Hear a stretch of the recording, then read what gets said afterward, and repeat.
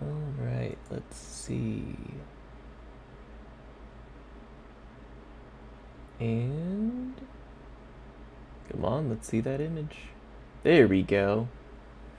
Alright, we are now live. I was gonna wait like 5 more minutes as I kind of cleaned up some more code last minute, but then I decided, you know what? Free content. I'll just show that process.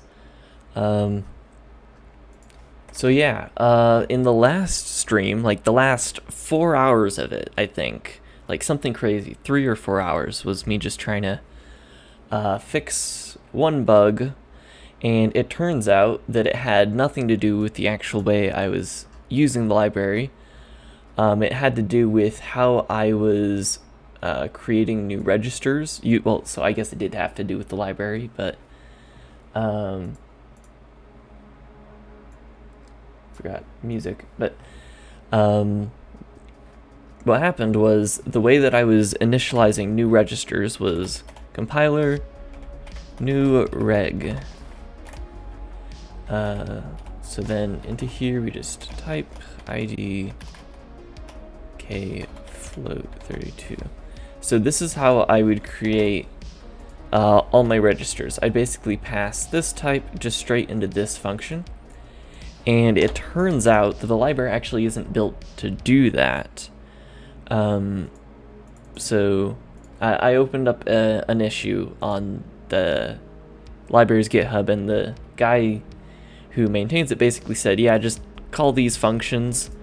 I don't know, because he said he's moving right now, so he can't take a look at it immediately, but maybe once he gets back we'll be able to replace this with that other function again later. But for now, we just have to create our own sort of deal here. So right before we get to the actual meat of this stream, there is some things I wanted to do. I wanted to basically clean up this entire file, because we have a lot of functions and whatnot. They're just kind of floating in the ether. So what we're going to do is we're going to create a new class just in this file. So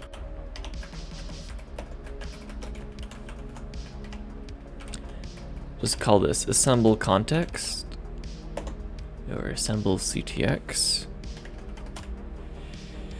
And in this assemble context, we're basically going to store everything.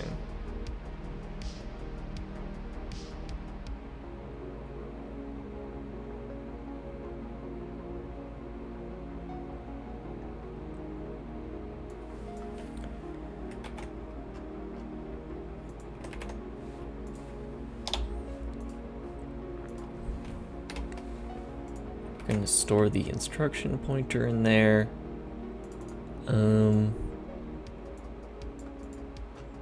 Also going to move the read code into there as well. So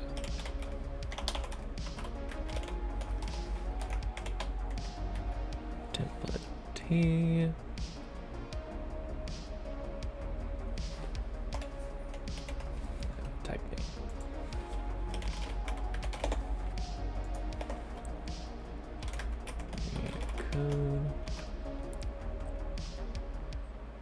Let's see, what I feel like there would be a better name for this though.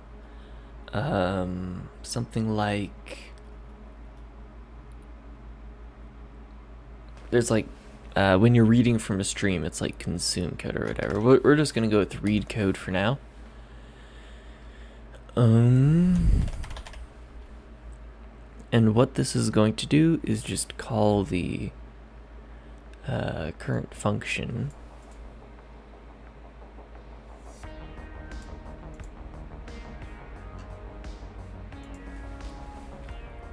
Let's actually make this a struct, because that would make more sense.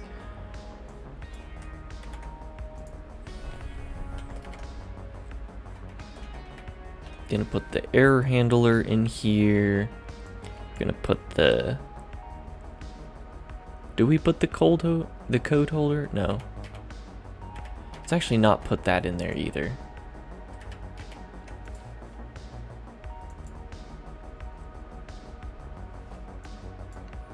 We are gonna put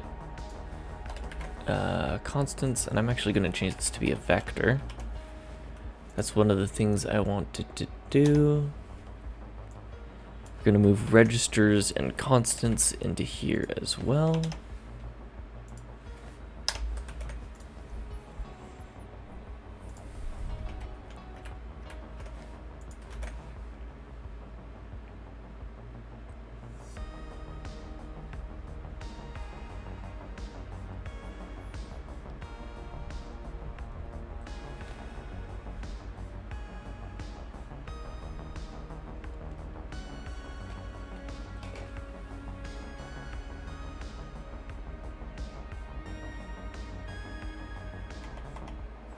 And in here,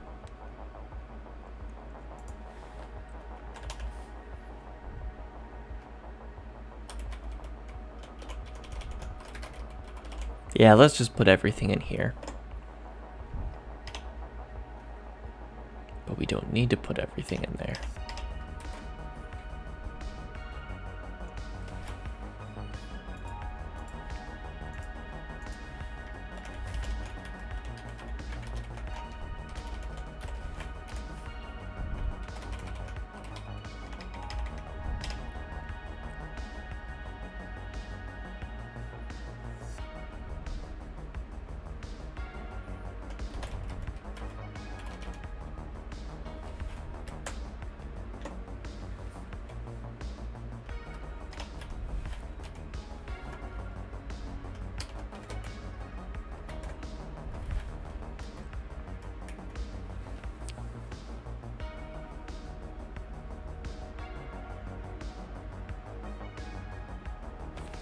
No, we don't need to put any of that in there.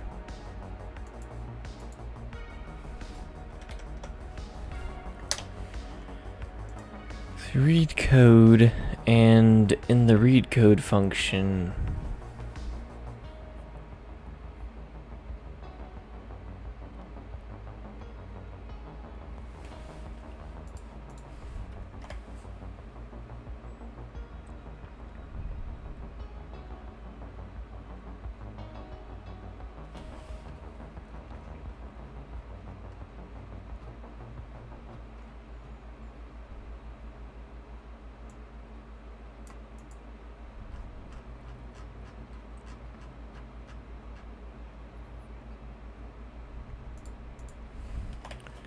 IRs.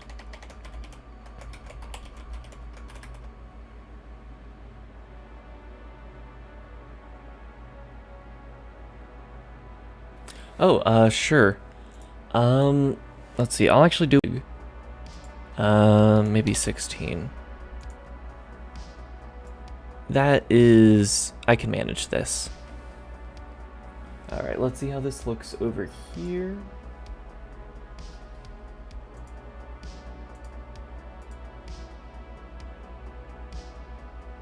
Give it a second. I am waiting for my own latency.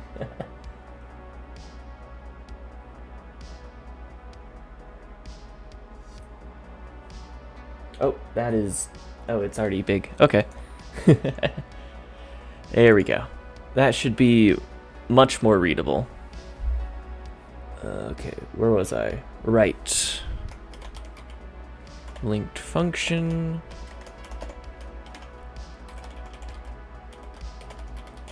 Current function. Then when we read code, the current function... Wait.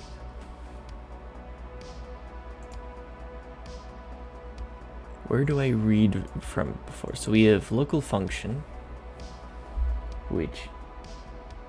Oh, I actually made this myself. It's a, it is actually a full Tron suit, so it's not just a jacket.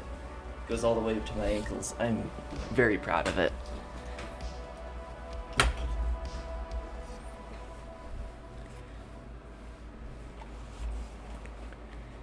let's see. Right, local functions. Script function, okay. Where do I define that? Okay, it's its own thing.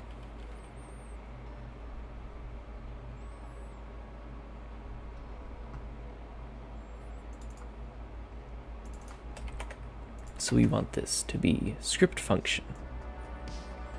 No relation to intermediate script.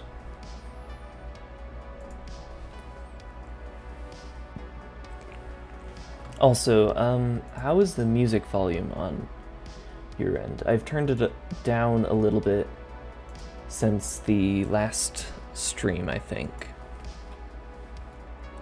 So current function, read code. All right, cool.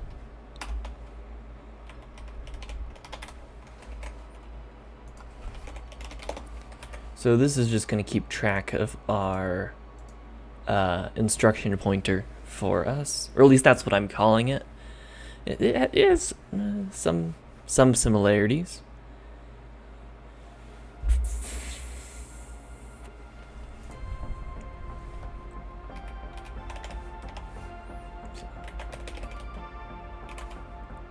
You know what? Why not? We'll call it assembly context.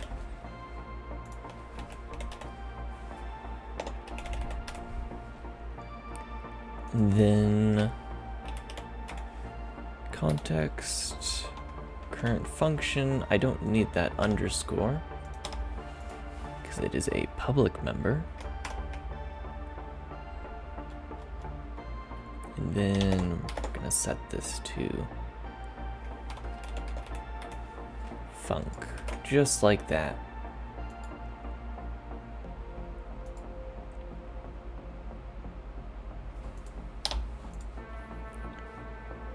So now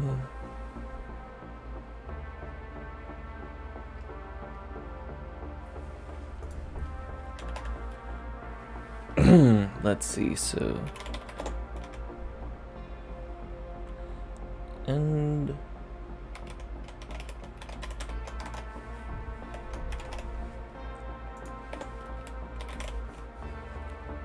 I'm just gonna grab that.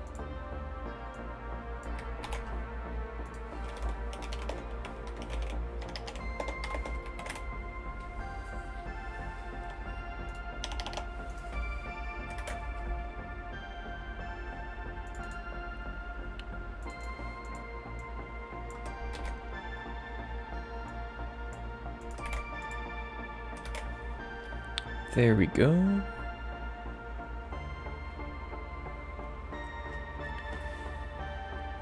And now for registers.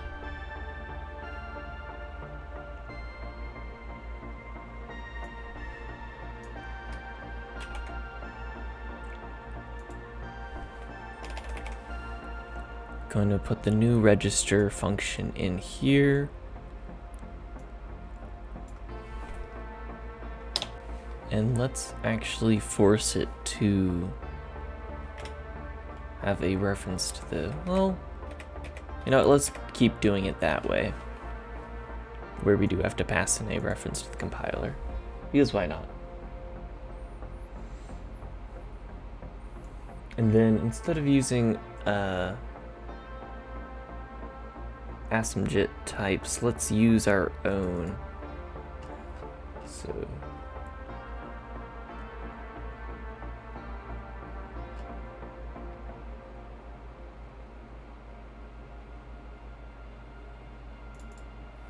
and we're also going to move this into here as well.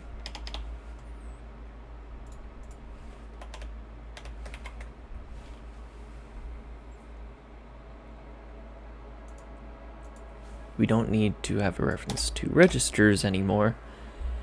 And what I'm actually going to do is, right now what we're doing is whenever we find, whenever a register that is only one past the current length of registers is requested, then we allocate a new one. So it's kind of like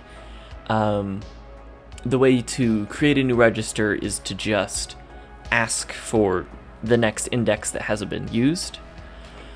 However, I realized that the only time we ever create new registers is in the move function. So I'm thinking that we just check if the destination, requested destination actually exists, and if it doesn't, that's where we create the new one. That way it isn't a check we do on every single call to get register.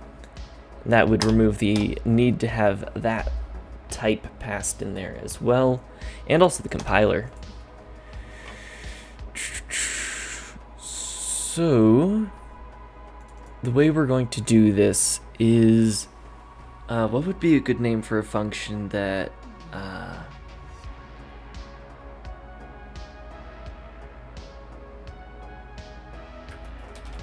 we could call it assert reg.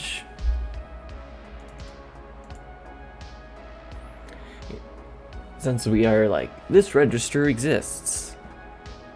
I'm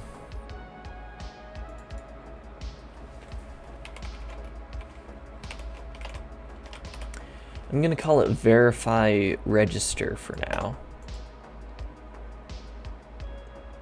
And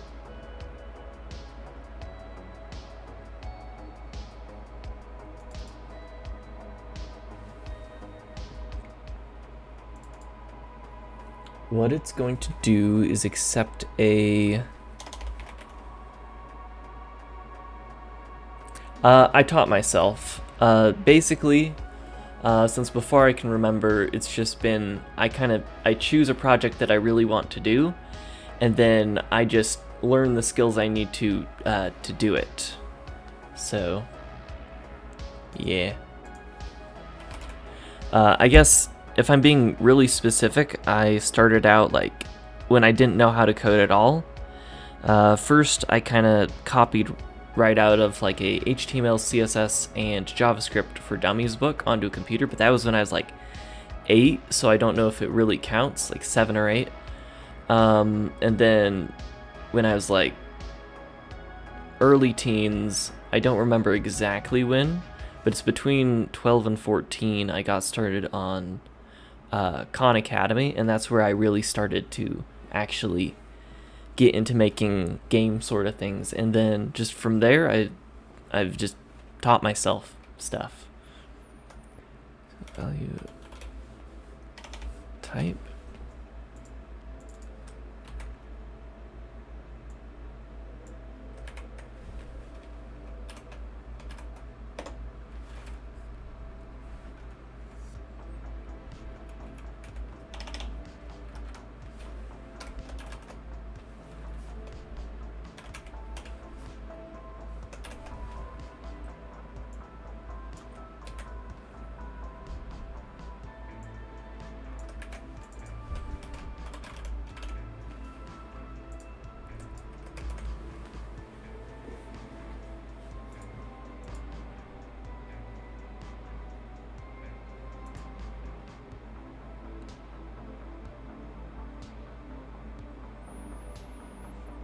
So verify register. So we also need, so let's just pass in a value index.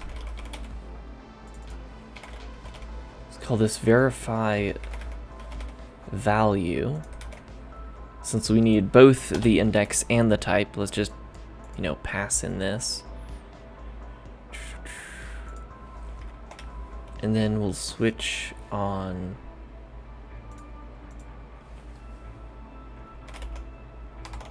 so if value index is, since this is just a verification, it's not returning anything. If index is less than registers.size,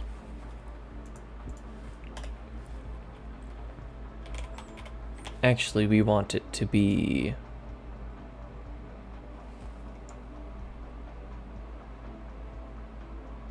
Yeah, if the index is less than size, just return.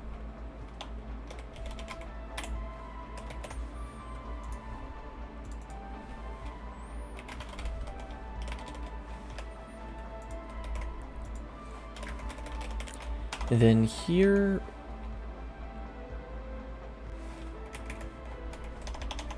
actually we want this to be at in the finished product as well, so we're not going to use an assertion. Value index not equal to registers dot size, because we only want to be able to allocate the next register index that has not been registered yet.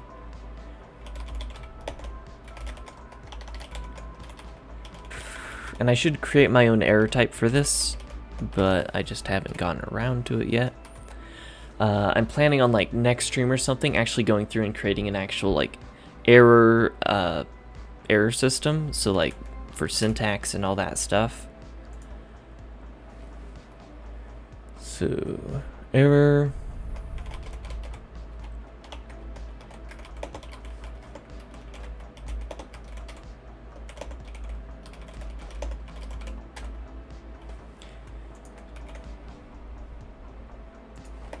In sequence.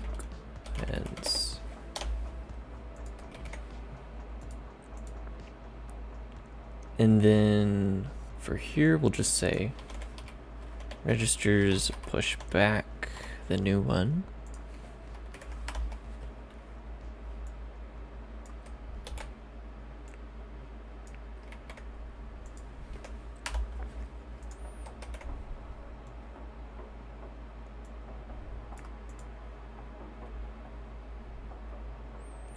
And then here on get register,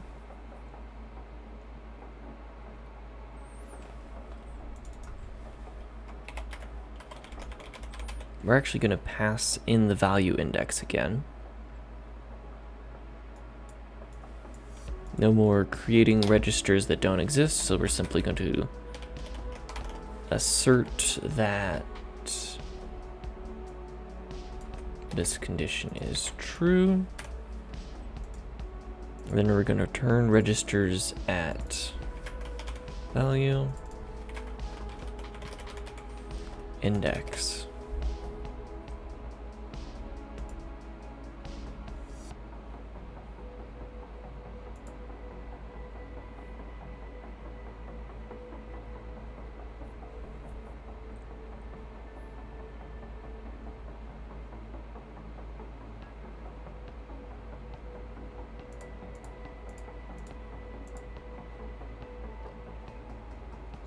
Feel like that is most of what we need for now.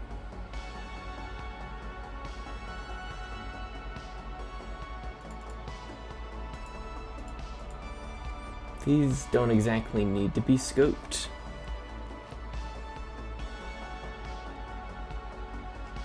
And I don't want to scope these enumerators just because it would add a lot more text.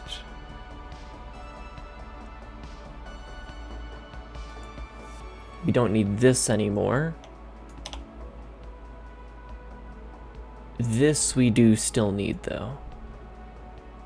And that is our error handler. So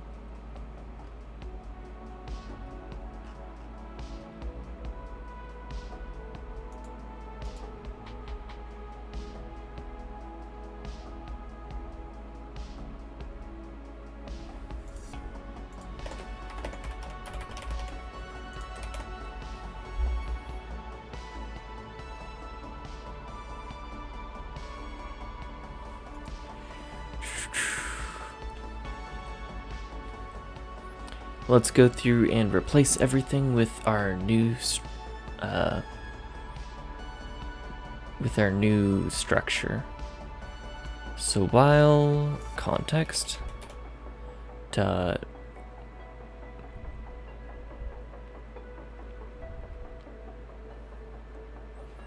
end of code. We want not end of code.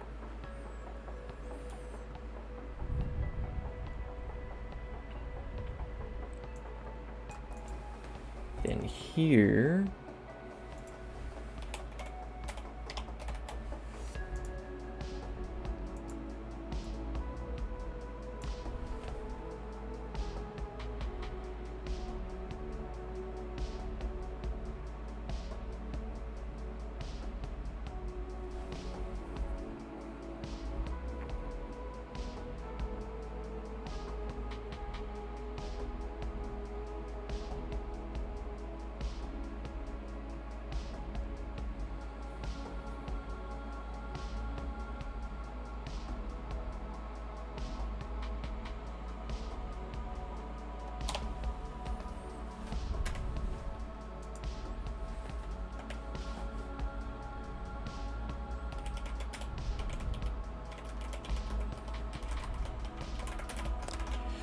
since we can't just use the straight asymptote type anymore,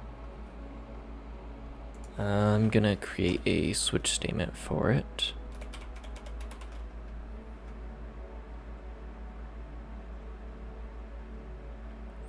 I actually plan on enforcing static typing, just because I personally like it when compilers tell me what's wrong with my code before I actually run it. Plus, it makes it so you can optimize stuff ahead of time instead of kind of being like, well, I don't know what this is going to be, so I can't really do anything to make it go faster. So those are kind of like my two main reasons, is efficiency of coder in debugging terms and efficiency of the actual interpreter. For this particular context, in terms of how hard it would be to actually make it dynamically typed, it would actually be rather hard to make it dynamically typed. And that's just because, so it is like, I first compile it to a bytecode and then ahead of time optimize that. Then I send that bytecode over to the client, and then the client will JIT that code before it ever gets used. So it's just turned directly into machine code, and machine code doesn't have a lot of support for dynamically typed things. Of course, it does, because dynamically typed languages are interpreted using stuff that was compiled into machine code, but essentially it would be very hard, and at that point it wouldn't be worth JIT compiling at all, because to be able to support dynamic types, you would basically need all of the features of a higher level language just behind the scenes, instead of just kind of creating your own runtime thing. So simple answer, very hard.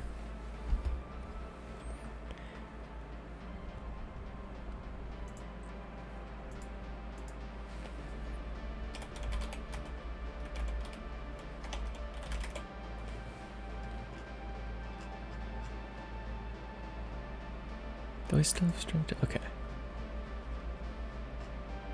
Because that's what I was using up here.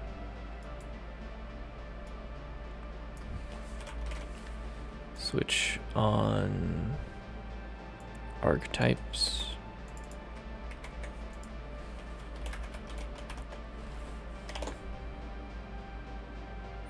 But yeah, my goal with this language is to is actually to keep it as simple as possible, just so it's actually an attainable goal.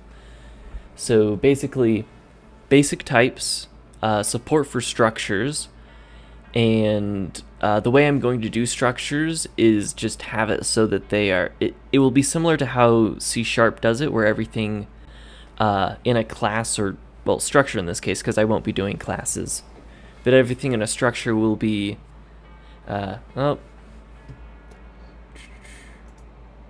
getting spam messages.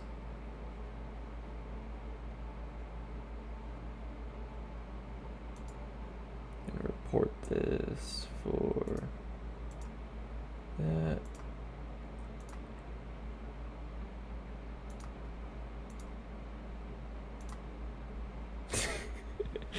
that. Not interested.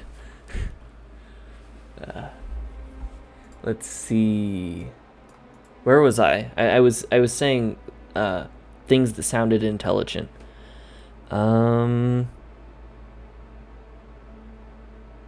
Right. Keeping language simple.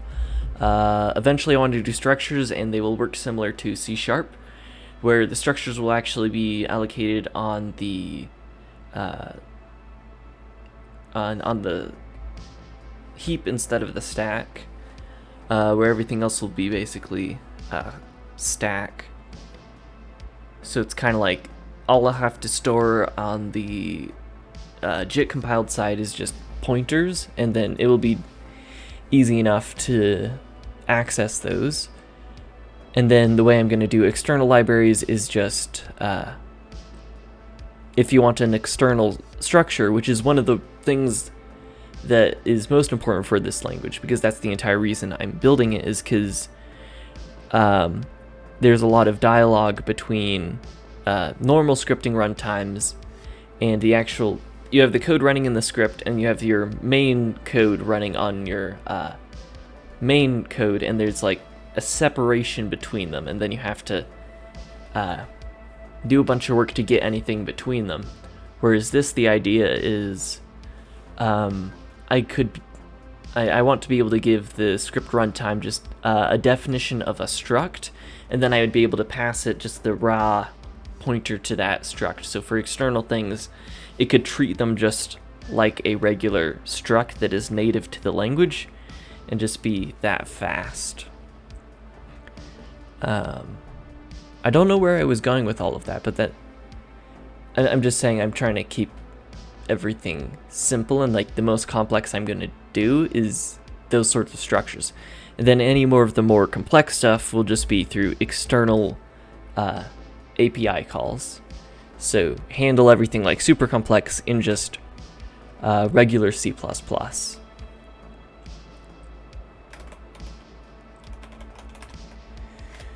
Type ID.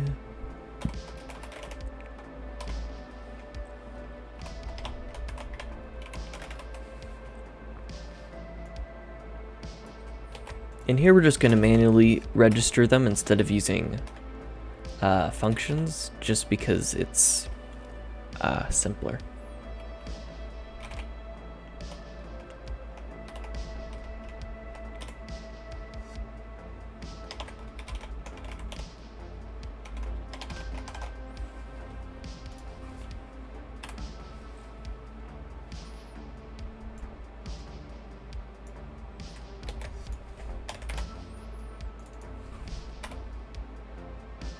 Wait, I want this to be integers. Int 32. Okay, float 32. New XMM register. Single scholar. And there we go. And default just assert false for now, to remind myself to do something there later. Actually, I probably want to throw an error there, because that would be a problem with types. Well, actually, the error would be thrown up here. Well, yeah, assertion works for now. And then here, no new reg, we just set argument. And then for here, we'll just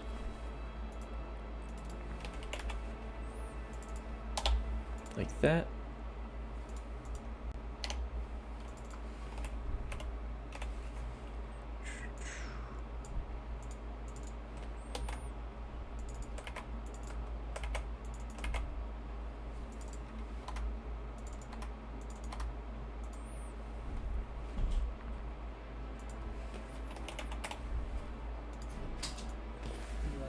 Yeah.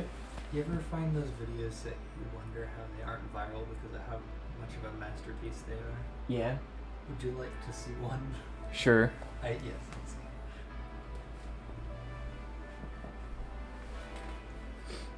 This was once my home. No longer. Hello, my brother is dead. Brother Genji, I have lost my home.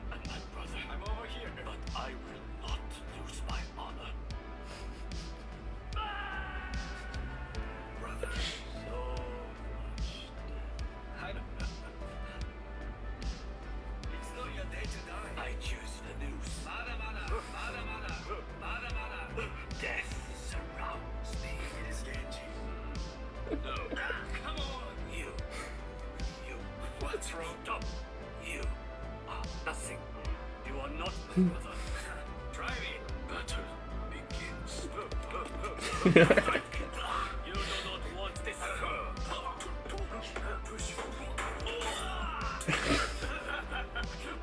Again. Is that the best you can do? The dragon leaves best. What's wrong?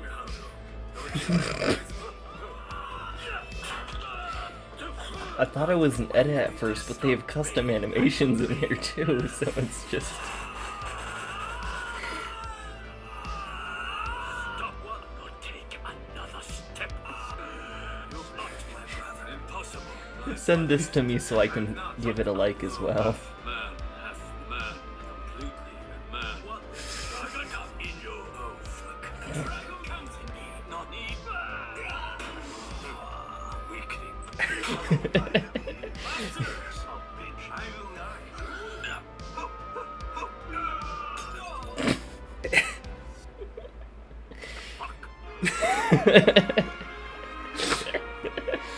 I have no idea what that was. But please send it to me so I can watch it again later. I have said it is a masterpiece and it only has 690 likes. Mm-hmm. A masterpiece, to be sure. And a welcome one. Mm-hmm. Alright. Back to the stream. Sorry. But I do not regret taking the time to watch that masterpiece of a meme. Alright.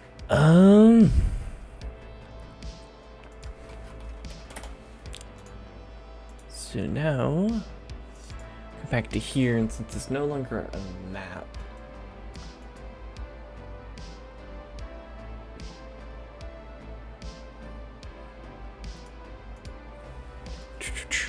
so what we're gonna do is just assert that constant's size is equal to constant index.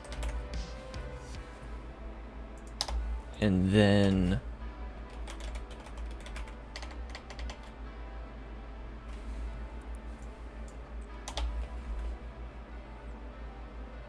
we're just going to push back the new constant.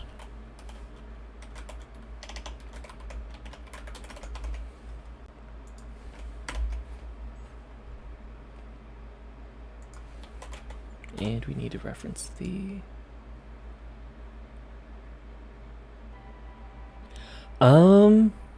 Yeah, so my...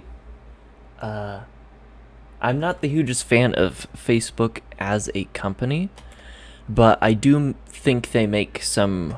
I think the headsets they make are really good. One of the interesting things I noticed, because I had both a Quest 1 and a Quest 2, is the build quality on the Quest 2 was actually a little bit worse in my opinion. And of course the reason they did that is so they could actually still get a profit on it, or kind of lower the cost of the product, and like they even sold it at a loss forever. But like the original the Oculus Quest 1 before the days of Meta, it really felt like a premium product. Like the Quest 2, it like the battery covers on the remotes, like it snaps in, whereas on the Quest 1 the plastic for one felt better, but it was also like magnetically held in place, which was really cool. And I mean, you can also point to other things like the IPD, but that's not actually my opinion on Meta, the company. That's more on the things they make. So let's see. Opinions on their vision for the metaverse. I don't think they're really going, in my opinion. I can't say that I don't think they're doing it right, because from a corporate perspective, I feel like that would be kind of the way to go around it, because like can you imagine a company as big as Meta having like the same perception that VR chat does? You would immediately lose all of your investors that are not like and any of your investors that are above a millennial in age. You'd immediately lose. Just because of the shenanigans that go down. I just said the word shenanigans. Because of the shenanigans that go down in VR chat. But from a corporate perspective, they are going about building it in the right way.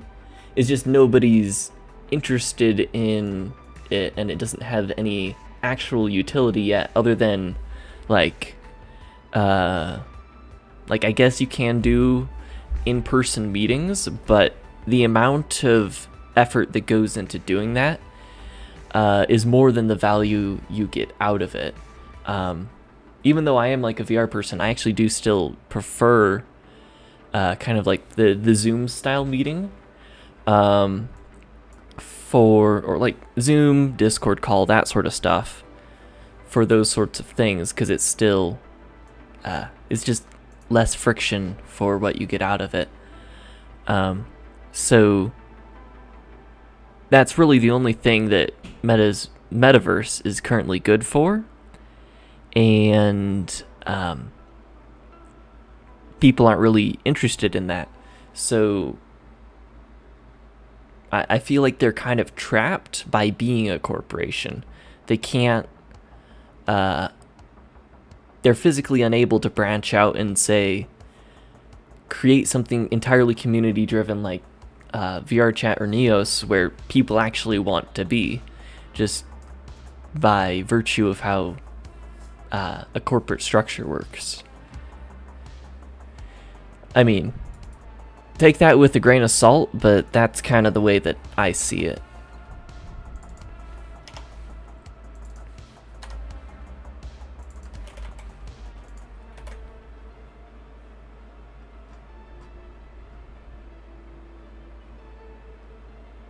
Alright, it is now time for getting registers. Do I still have this defined outside of the...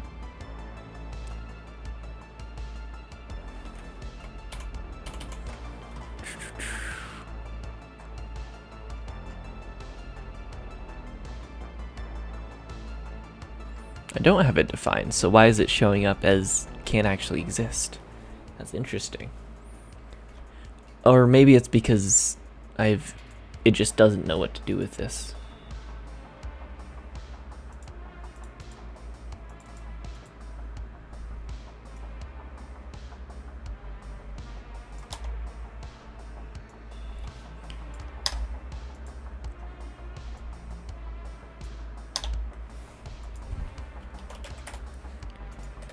There we go, that cuts down on that a lot.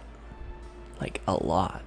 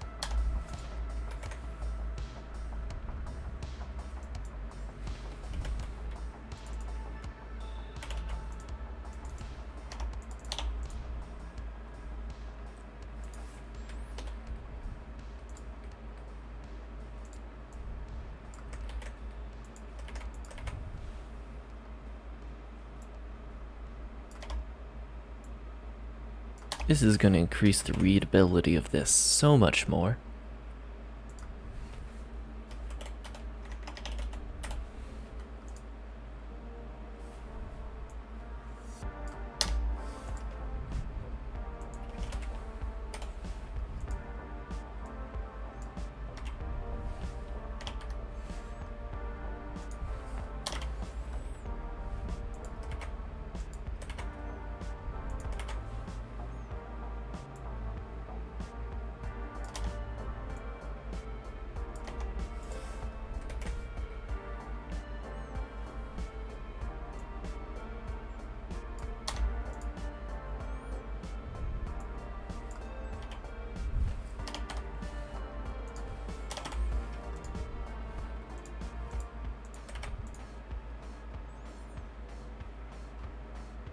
Still got 3 more switch statements to go.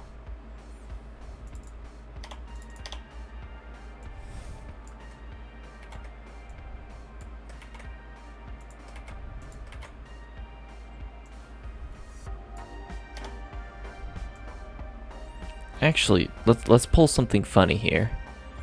We can go find, and we're gonna place this with just one of those. And let's do it with A as well.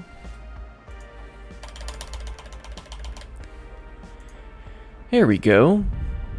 And now we'll also do space get reg and replace that with space context get reg.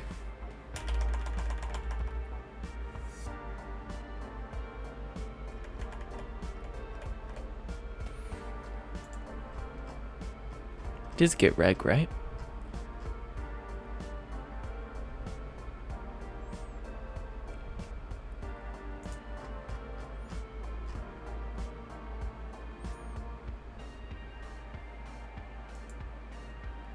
Oh, that would explain it.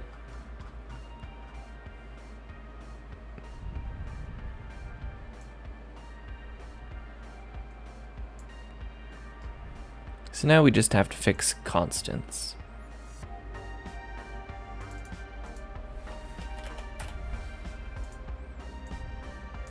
Which I can't really do the replace strategy. Well, I could.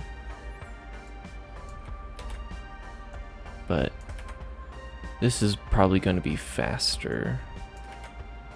Somewhat. It's not going to be faster, I lied.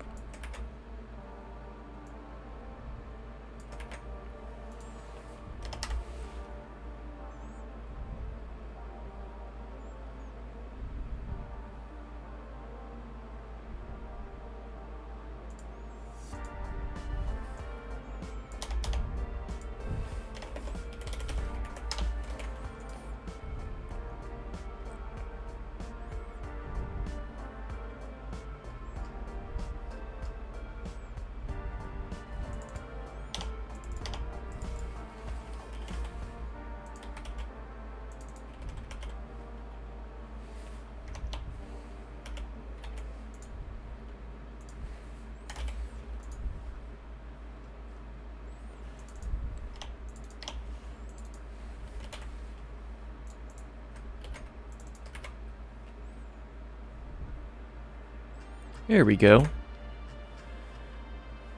All right, let's... This should just run. It does not, in fact, just run. I forgot to replace the other parenthesis. For whatever reason, I thought the IDE had, like, corrected it for me because I wasn't seeing the red lines pop up anywhere. And you know, it's kind of like how T-Rex's vision is based on movement. Programmer's vision is based on red lines. If there's no red lines, you don't see the bug. Here we go. But it didn't print out any opcodes. Why didn't it do that? So my idea with Brane Engine is initially at first I really want to support it through the content creation around it, but then eventually the idea is that if I can use like the social media and stuff to get a bunch of people using it, I can then build products and services that they can use inside of that. Like one of the things I would want to build is like a kind of a subway system between worlds, so to speak, like a train between worlds. Functionally, it would be the exact same thing as a search engine, but a whole 3D environment. It'd be a way for you to pick up your friends and then load in worlds while still being able to talk to them. And providing things like that and turning a profit through those. But mostly, to be completely honest, I don't care about the profit too much. If I did care about profit, I'd have closed sourced the entire thing. It's more, I just want to build something people use, to be honest. I just want to build something cool and hear that people are having a lot of fun using it. That's really my main goal, is just that. Alright, let's figure out why we aren't getting any print statements. So let's just use return, because we know that that has to be called. It apparently does not have to be called. Why is it not called? Right now, I'm currently in the middle of the middle of nowhere, United States, in Idaho. So I'm just glad I have decent internet. Originally, I'm from Florida, and that is where I claim to be from, because I prefer Florida a lot more. So, but currently based out of Idaho. It makes it easier to pay rent.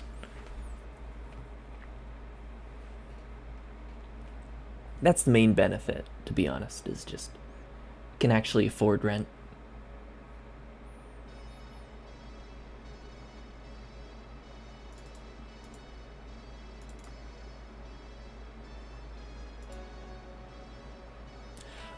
So I'm in the Rexburg area. I actually have family in the area as well, which is one of the reasons I decided to come out here. The other reason was school, but yeah. We'll see how the school stuff goes. I'm thinking about dropping out at the moment, but still undecided. So that's one of the reasons I've become like much more active recently with all the content creation stuff, is because like dream has always been to be able to have this as my source of income, and I already have a job as well for Wonderland Engine, actually, which is a different game engine company. So basically, school isn't really helping me get jobs because I already have them. So I'm kind of just like, well, let's put a ton of effort into this and see where that gets me before the next time I would have to register for classes. Right, what was I doing? Right. Read code. This is what we need to check on.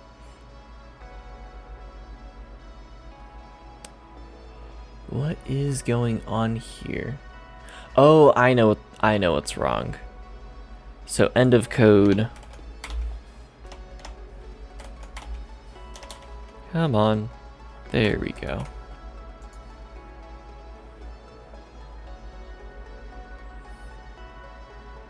There we go. It's actually being called now.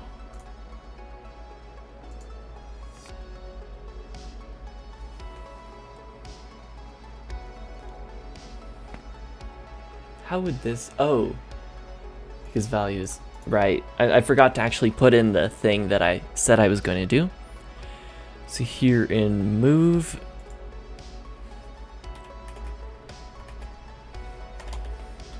Just going to context... Verify value... Dest...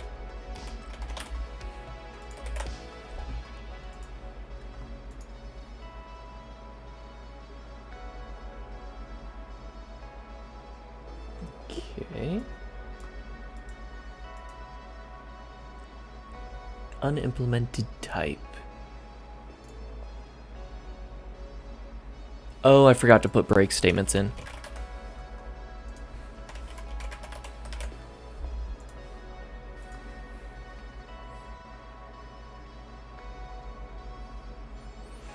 There we go. This time it compiled. And there's the result we want, assumedly.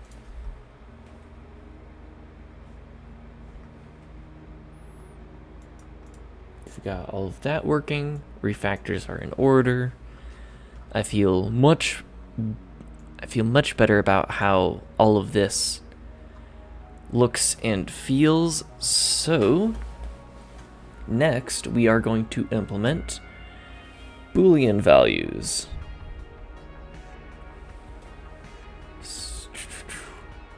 Just so that we can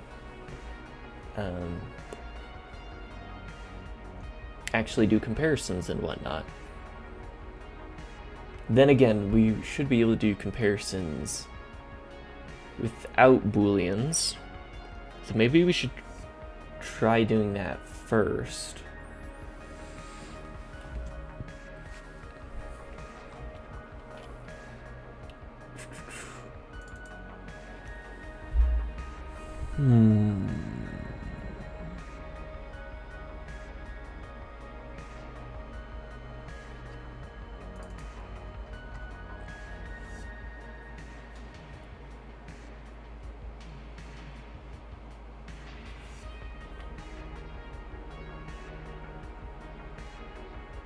Thinking it through.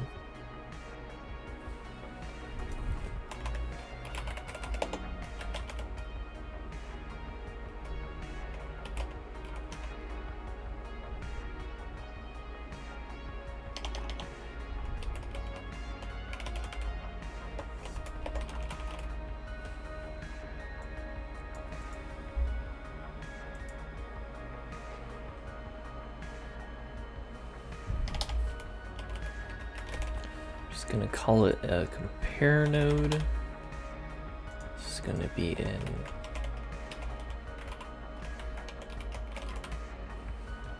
dual arg node.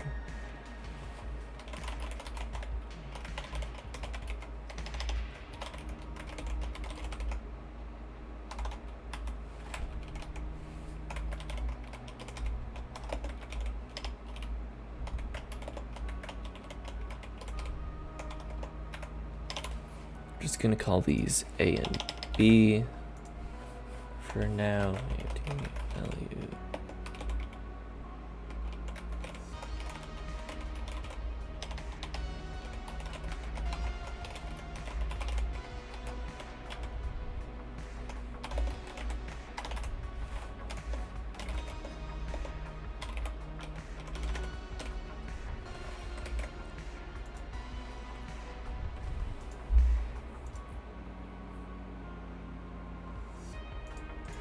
And let's create a new header and source file for, let's call this AOT flow nodes.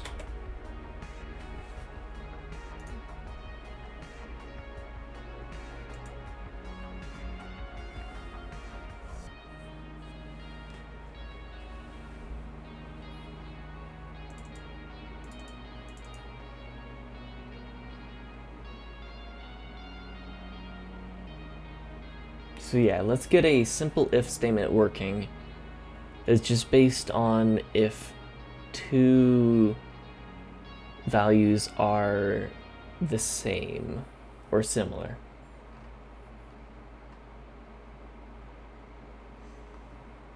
And before that, I'm actually going to have to do some stuff with my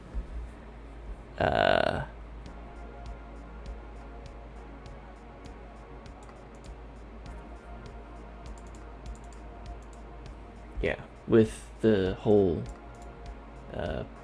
parser thing.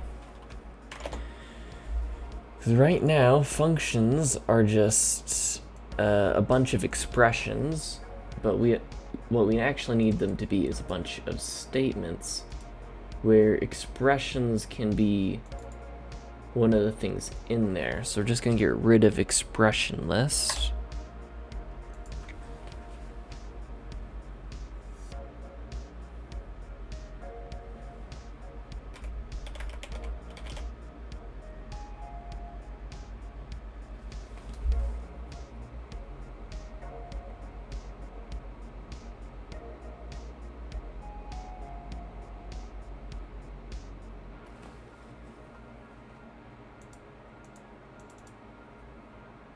Statements can be functions, preprocessors, new lines.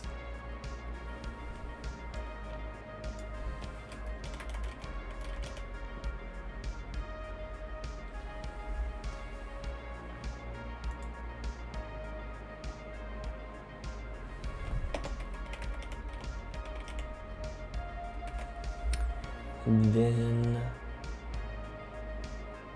how do I want to do this?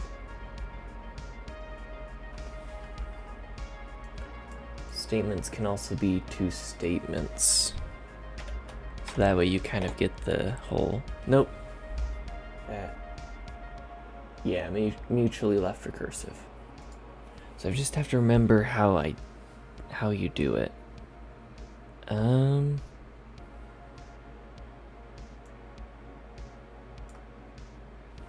know, we're just going to say we can have one or more statements in here. And then one of the statements we can have are if statements.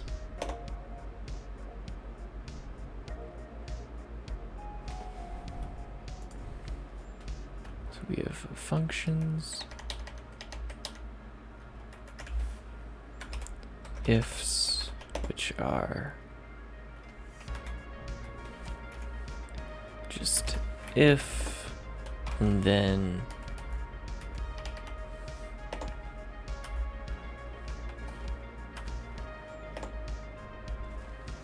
an expression in here.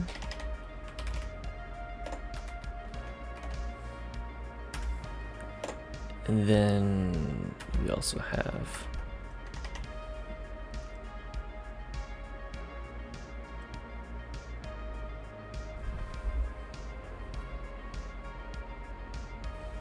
just an expression. Actually, no, a statement here.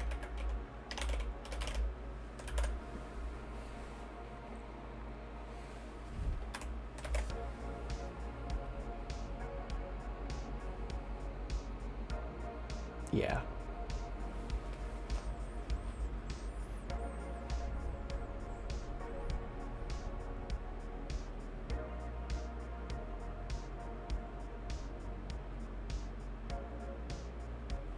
And then let's actually define a scope,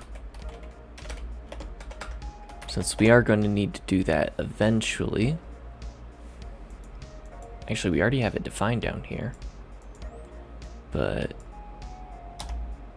just going to delete that.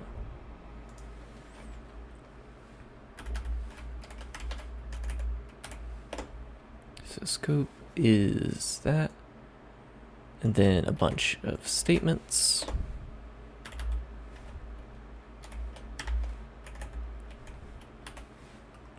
So now here we can just say function and then a scope. Then this can be any sort of statement.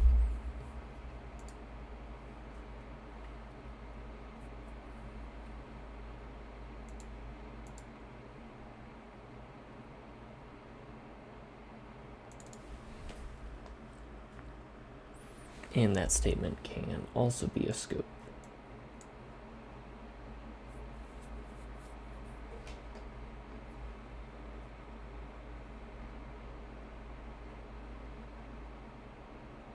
Rule statement is left recursive, but doesn't conform to a pattern Antler can handle.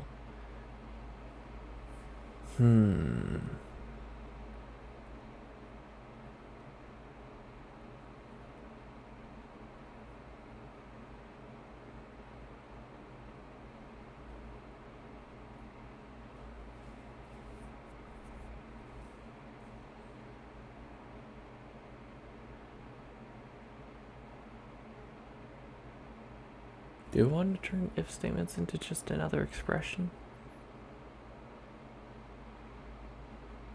I might do that. Yeah, that's what I'm gonna do.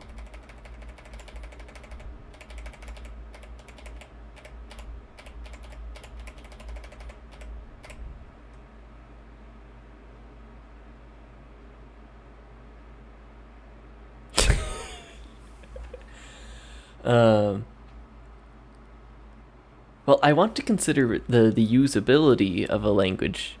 And while yes, I guess only having 4 statements would be Turing complete, I don't think it would be very high on the list of usable languages.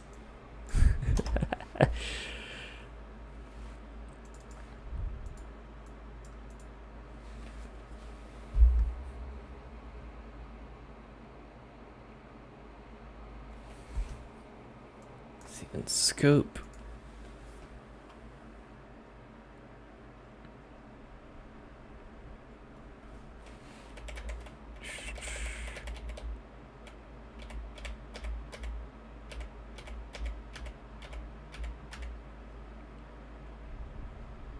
There we go. We'll just go with this for now.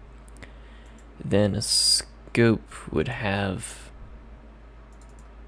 an expression list, because I'm not going to have like the I'm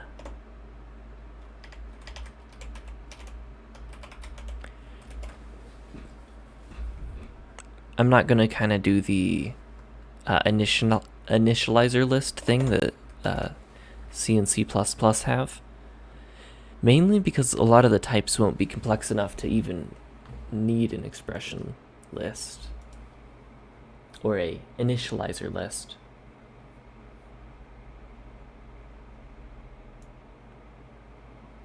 Here we go, we have a scope.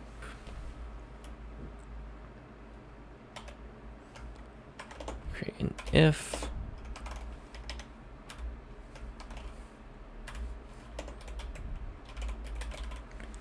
Expression. Then we'll just have another expression here.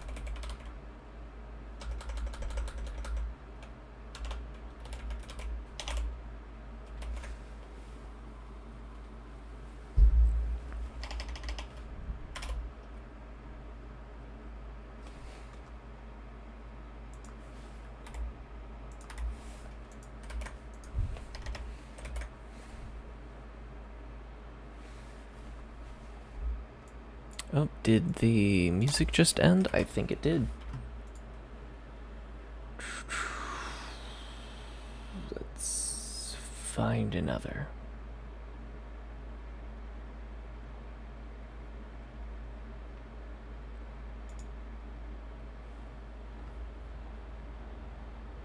Go with some cyberpunk stuff this time. Let me see about removing those Discord pings, just because they kind of annoy me. Just, well, not annoy, but it's more of like I keep getting distracted by them because, ooh, ping, squirrel. Must look at them. There we go, it's gone. And I'm actually going to grab some water because my throat is kind of dry at the moment. But I will be right back.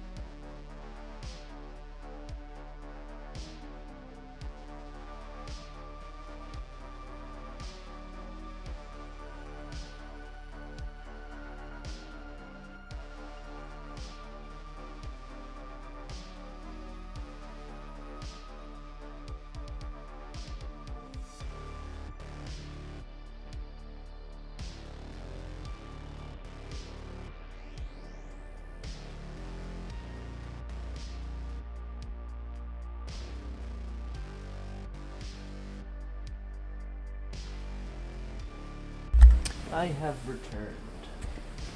Let's see, where was I? Oh, yeah.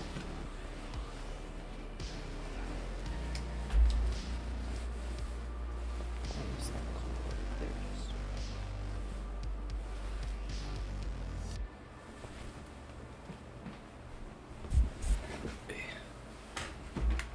Hear me out. It would be a lot simpler for you if you just a while statement and booleans left.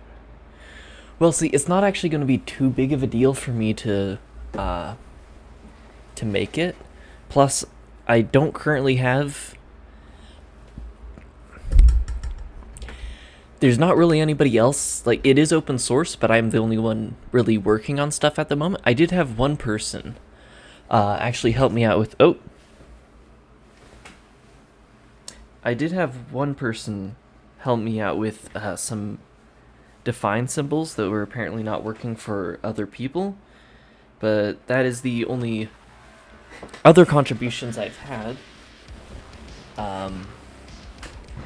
So basically, if I want to be able to use this language, I'm gonna have to build it all myself. And again, it isn't really a huge deal, because once I have the stuff for an if statement, it's super easy to create a while loop.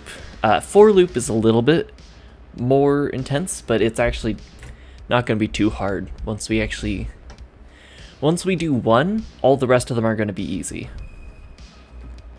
Any of the hard stuff would actually be with like specific,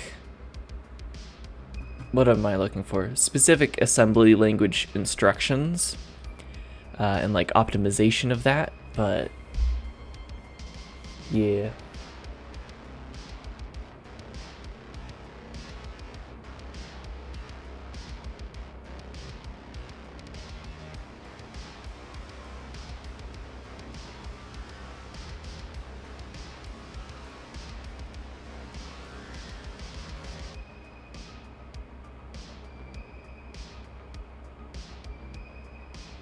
Just and memory? I'm not quite sure what you're saying there, but going all the way to if statement isn't going to be that much. Just watch. In 2 hours, 2 hours, by the end of the stream, I'll say that, we will have at least a somewhat functional if statement.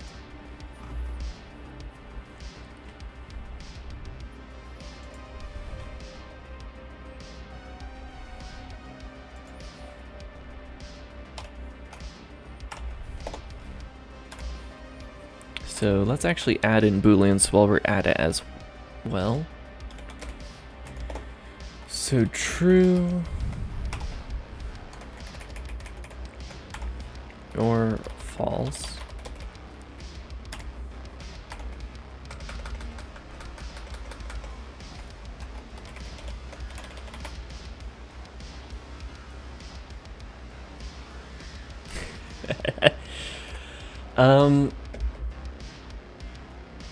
Yeah, you're right. It will be a fully functional with maybe some optimization left on the table. I'll put it that way. Optimization's left on the table.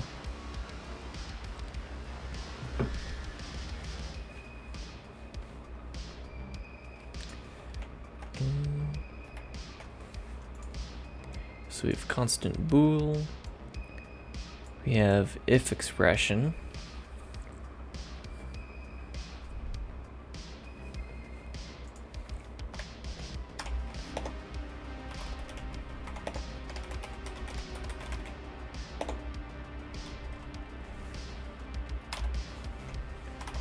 And then we want these to be the least common, or least priority in the set. So I'm just gonna have equal and not equal for now.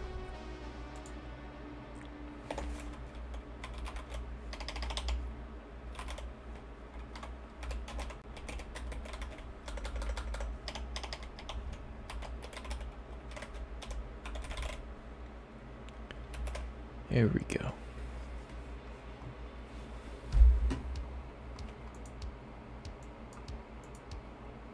So there are the comparison operators. And for now, let's just get something working with a constant Boolean.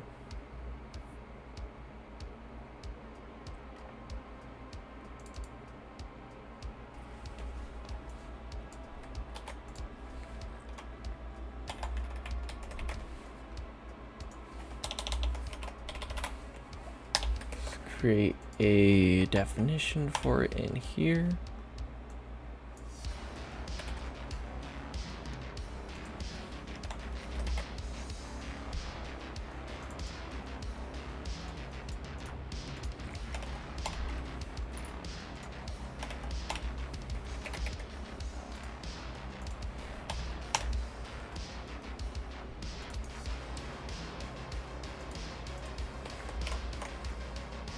I'm just now realizing I completely forgot the Booleans existed when I was coming up with all the types and whatnot.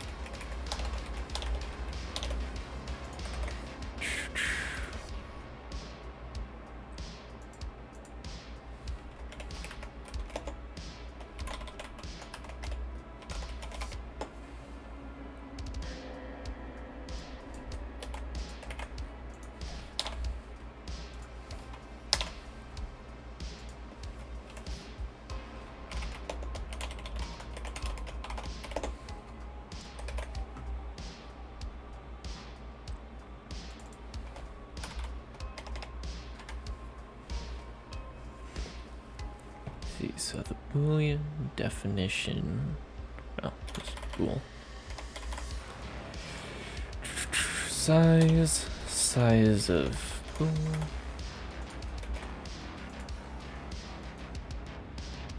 Since we want to match whatever's on the host computer.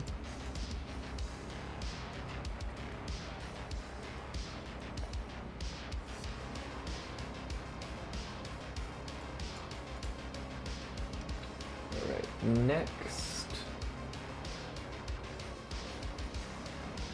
let's add it to the constant nodes.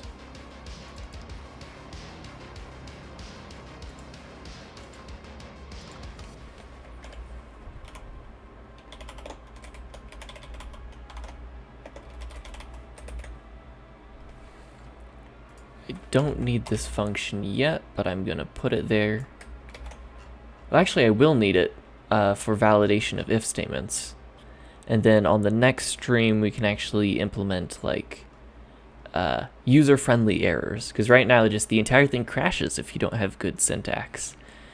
But yeah, we will eventually, well, next stream we will fix that. Is bool return if value dot type equal to type ID bool.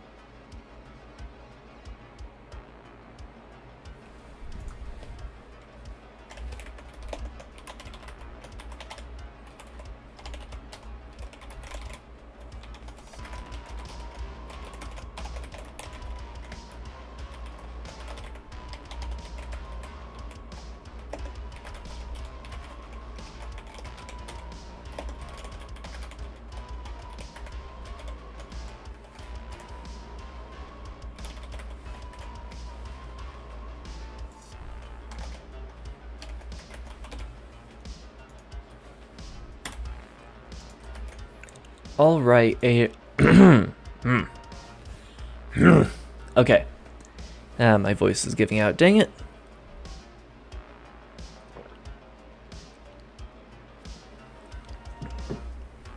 Should have been drinking more water earlier. Let's not forget this break.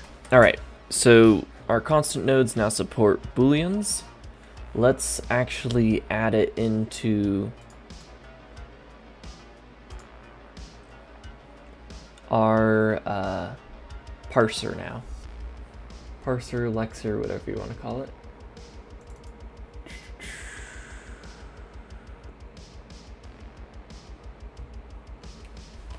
Find visit const bool. And I'm just going to copy this. Did I spell comparison wrong? I did.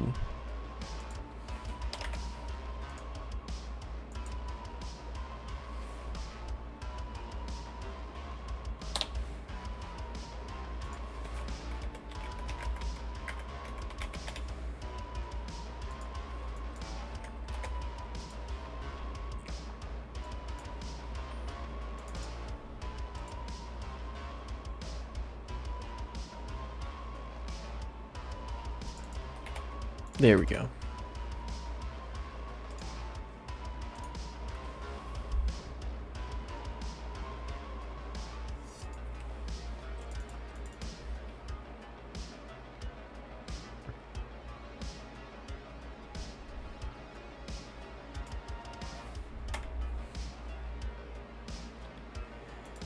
Alright, so we are going to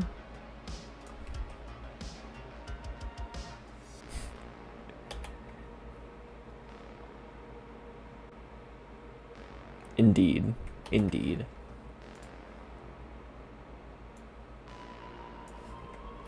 So for now, I'm just going to add in constant Booleans.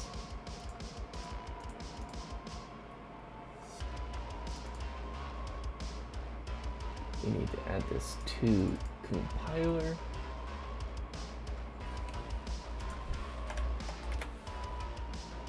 Eventually I should sort these functions, but today is not that day.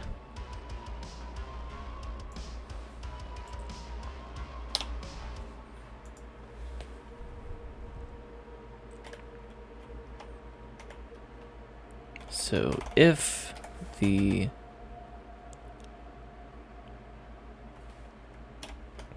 get text is equal to true, we can return new const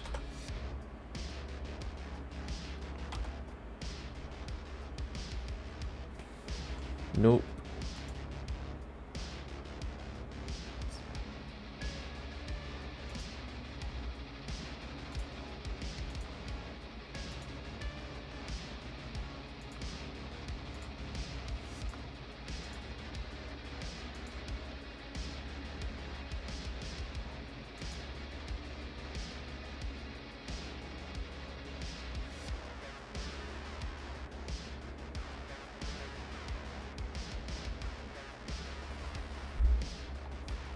I wonder why there isn't just a straight up block. It's just hide user on this channel.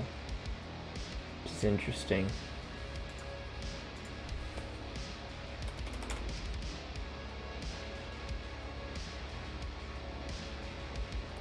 So this language, its main purpose, let's see, does it compile into a different language?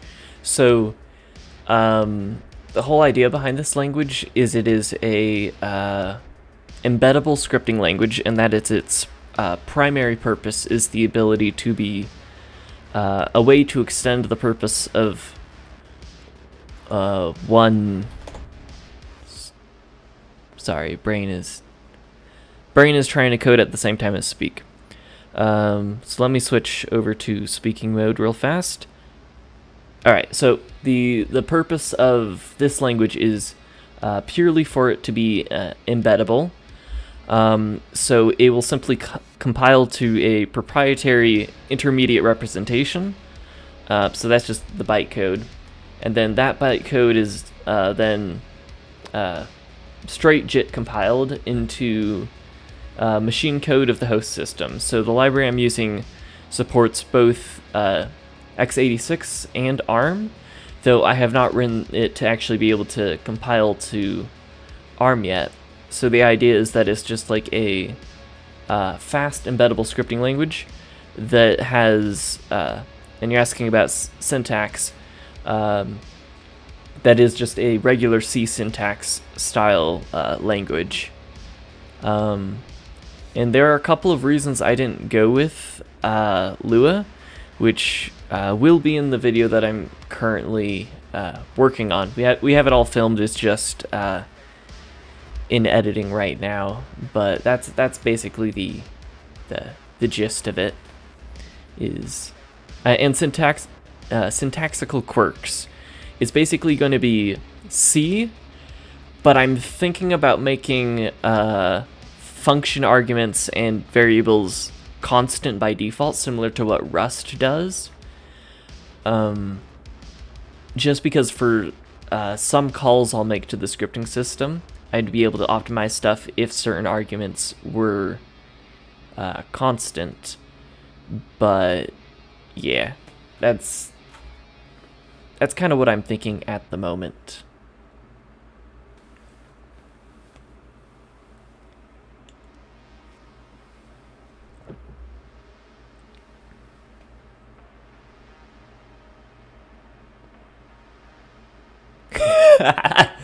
I see you are of the same mind as me.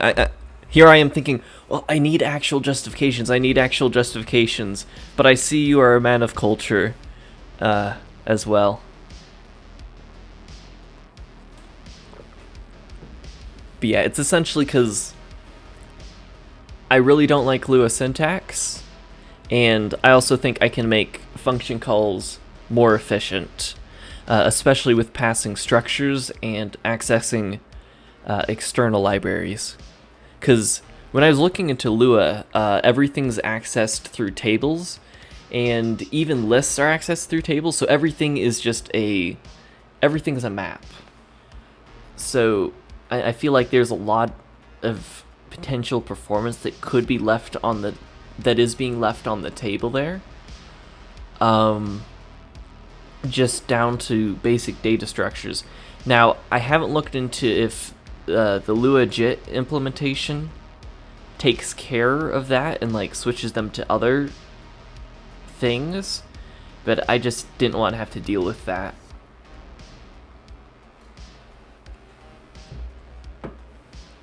So any external libraries called through a map and stuff, yeah, it's not super unperformant, but it is something that you can cut out, or at least I feel like I can cut out.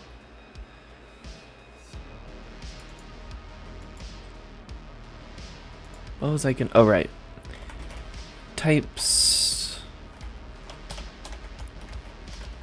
dot at... bool. So this is just gonna grab this type definition in native types that we defined here, because all these native types are automatically loaded into the compiler, and it just has a map of those, so that way we can associate type names with the actual stuff about the type. And eventually we'll have like for structs things like yeah, this stores data about types. I haven't decided if I'm going to store operators in there yet or not.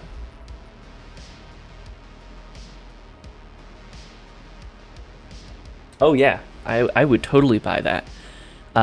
Like, I already have a quest, so it's not really a matter of me not buying it. But yes, I would definitely buy one of those.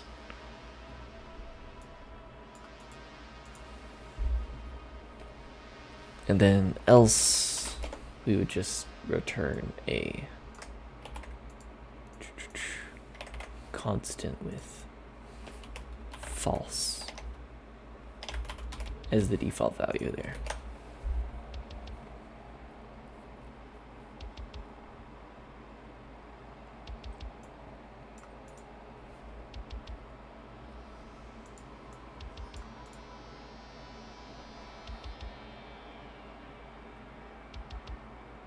Oh, the OS.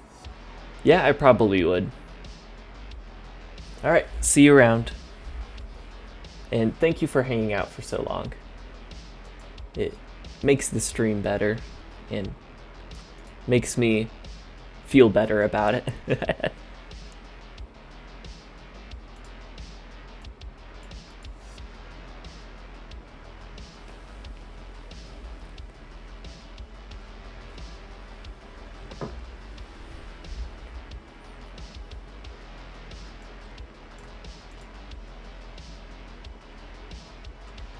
Where was I going with this? Alright. Next we need to do if statements.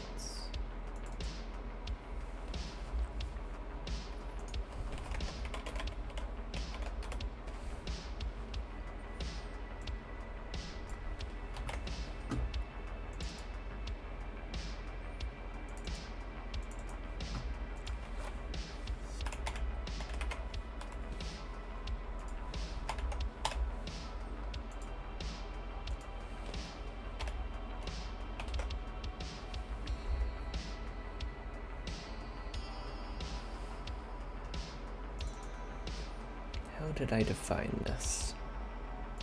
Okay, just one expression.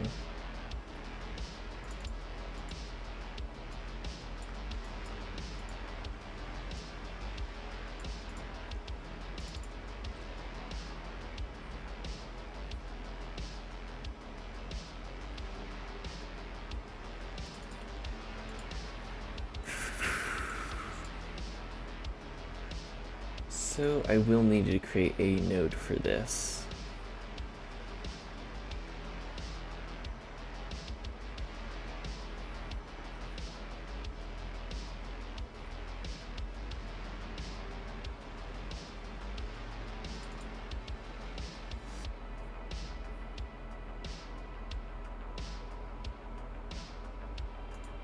I already do have a thing for this.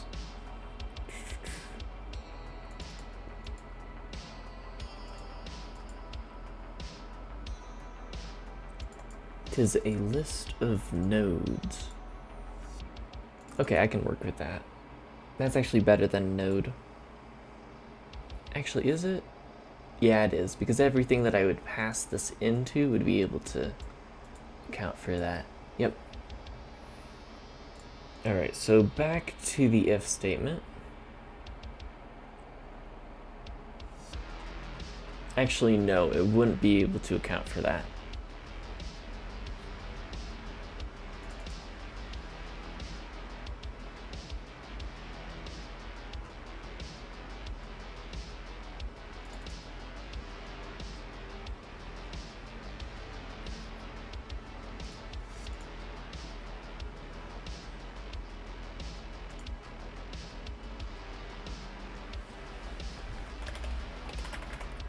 Class T node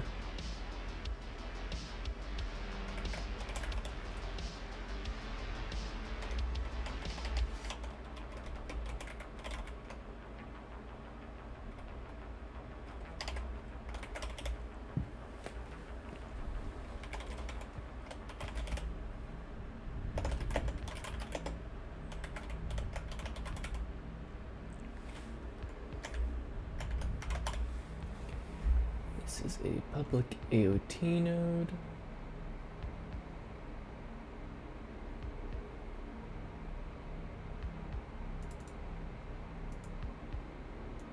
Actually, let's make this a scope. Yeah.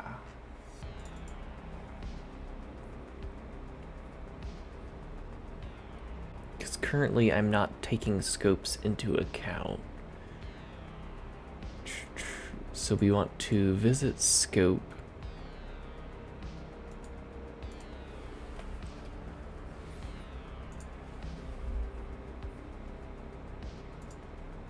And then we can keep expression list the way it is.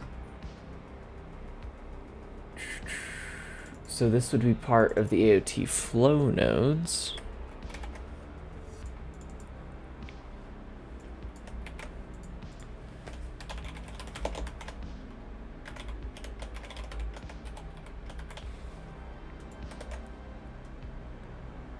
AOT scope.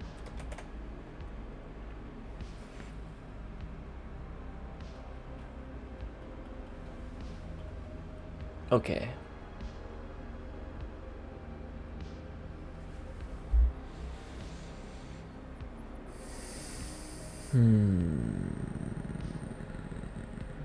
Do I want this as a node?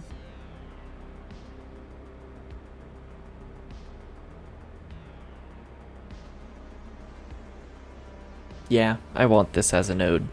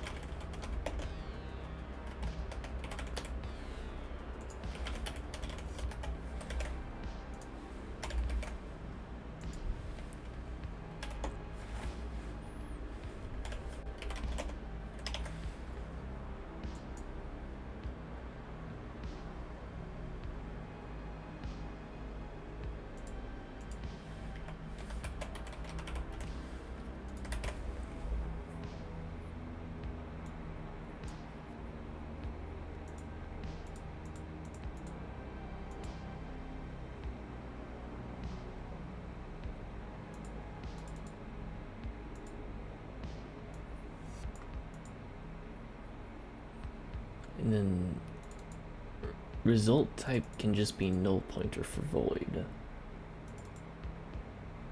So what we'll do for void operations.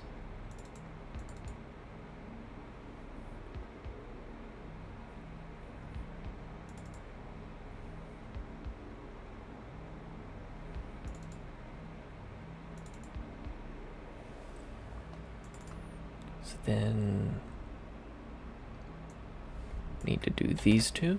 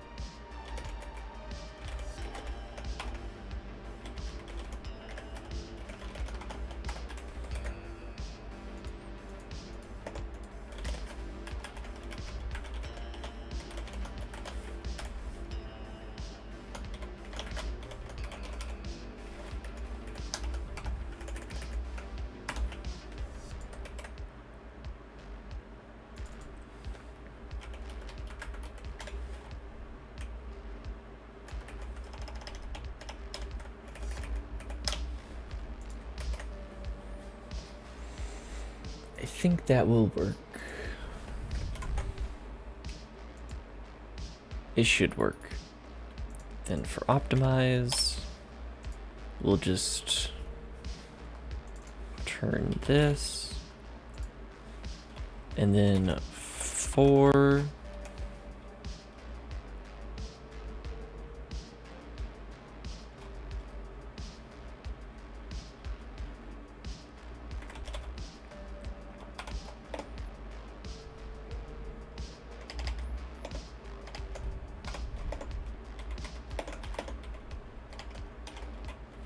each of the operations, P equals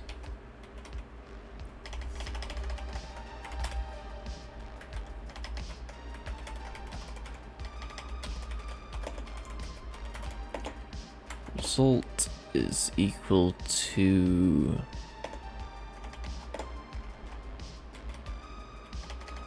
OP dot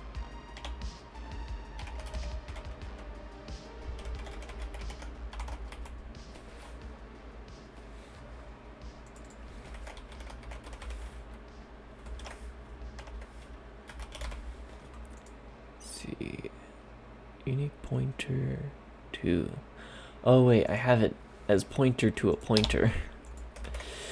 No.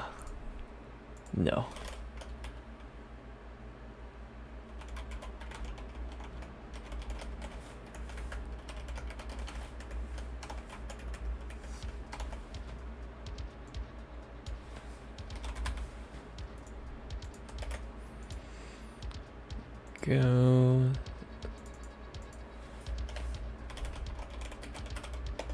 If result is not equal, the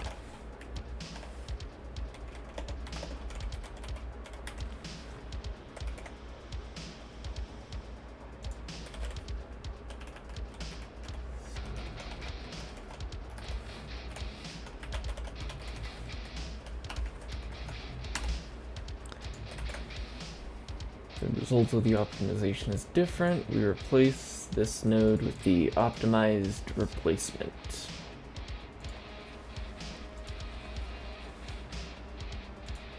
Alright, and now for the generate bytecode.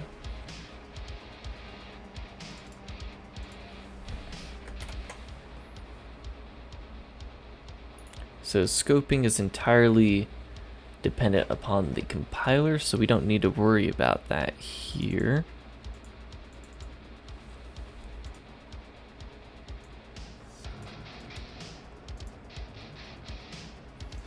So all we need to do is for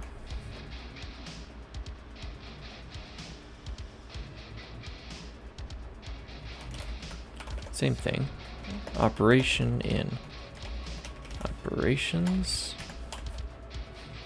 OP dot generate bytecode context, and the value that we're going to return is AOT value.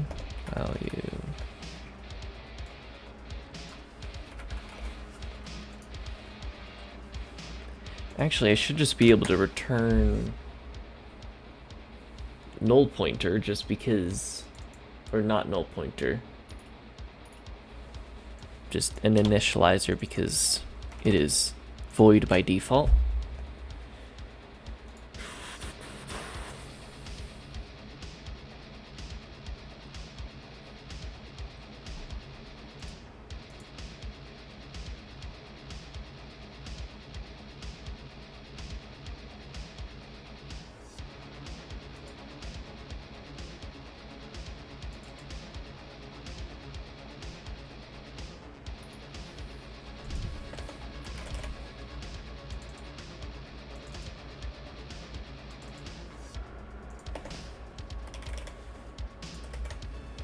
Here we go, we now have a node to represent scopes.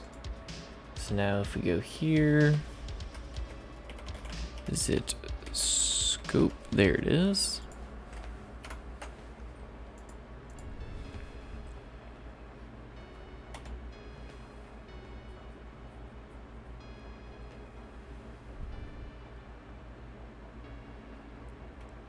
So what's going to happen here is we're going to return new AOT scope node.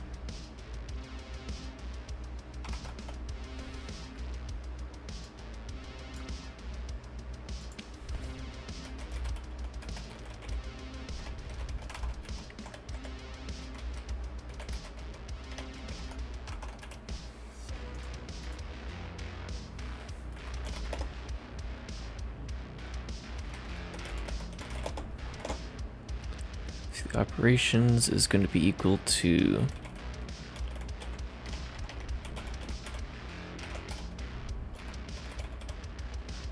see. Want the expression list.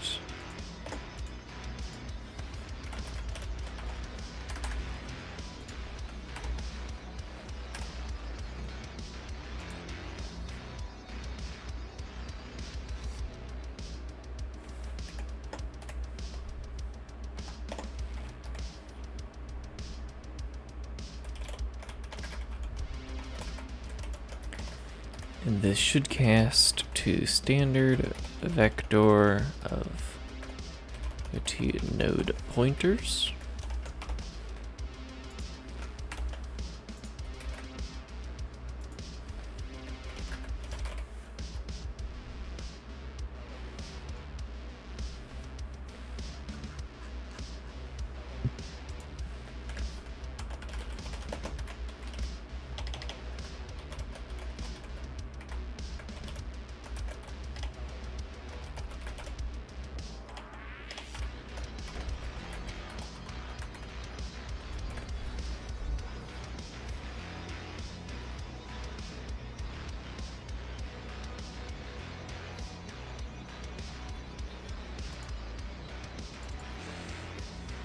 And then, oh, he just called it scope.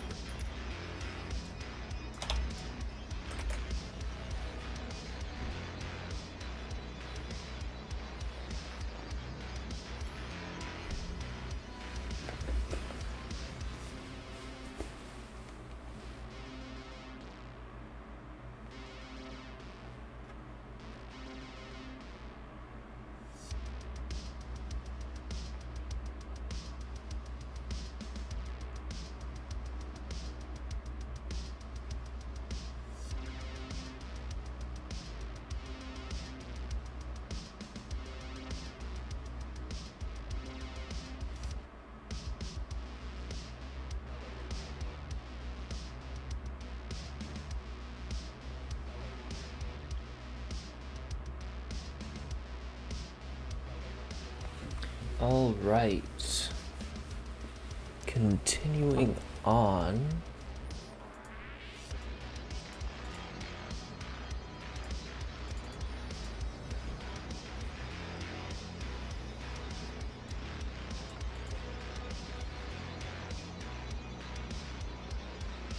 What was I gonna do? All right. So we now have scopes, which we didn't even need for this yet, but yeah. So we just need to do a visit if next.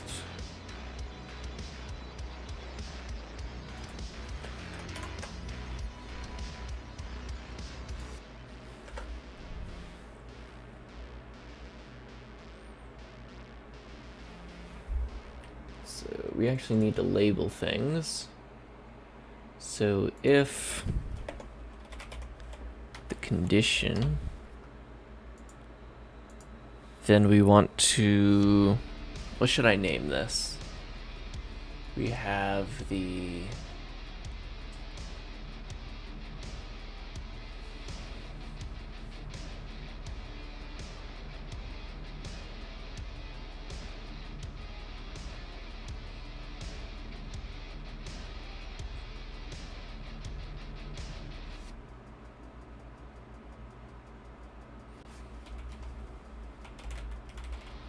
I'm just going to call it the operation.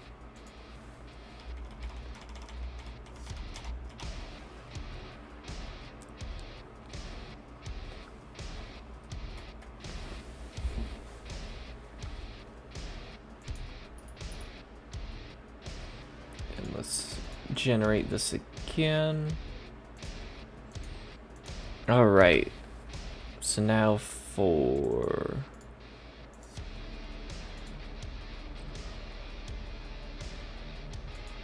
visiting if, we should now have the required things. So new AOT if node.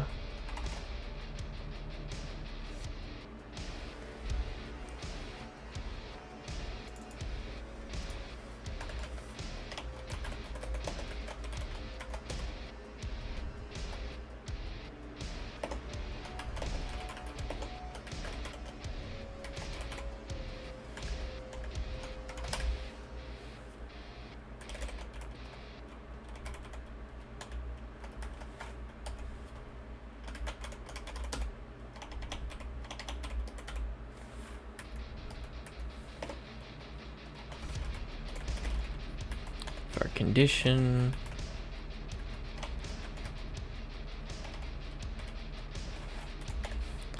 And we also have our operation.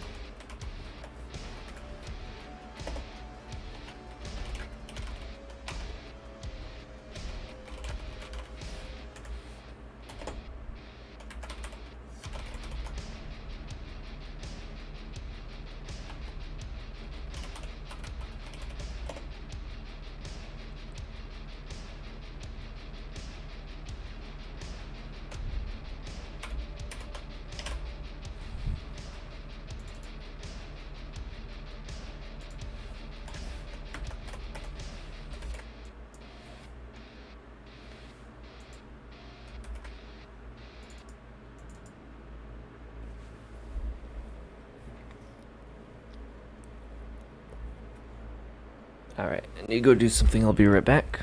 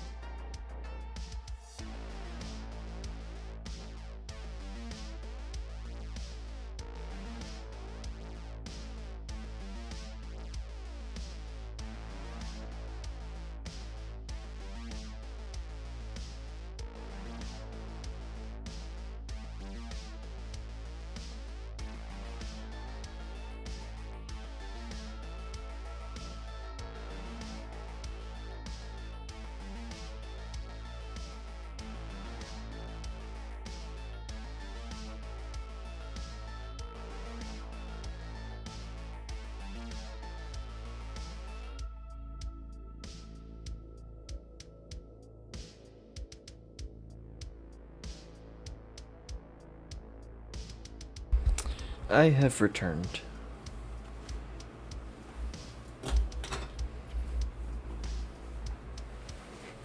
Ow.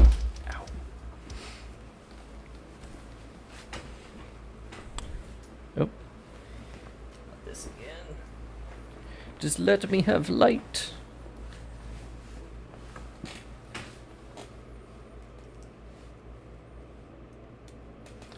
Here we go.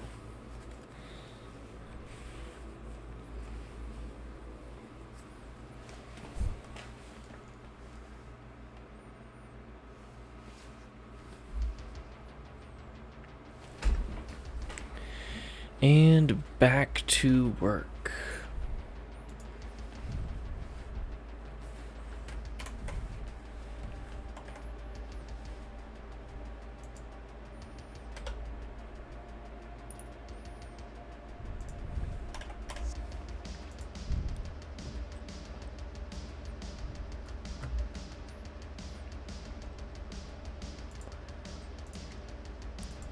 So we need to define, let's see, okay. We need to define new bytecode for this. So off to the script, no, not the script function we go.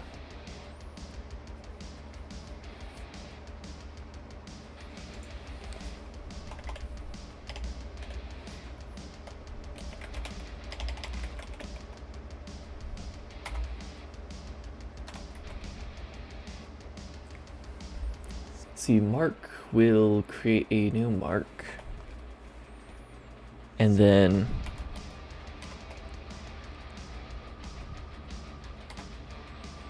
jumps will jump to marks. Yeah.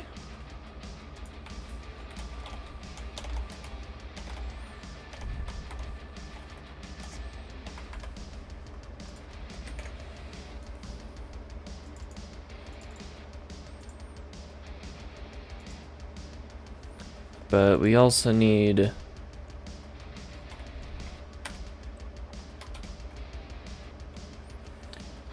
let's actually look at assembly language comparisons.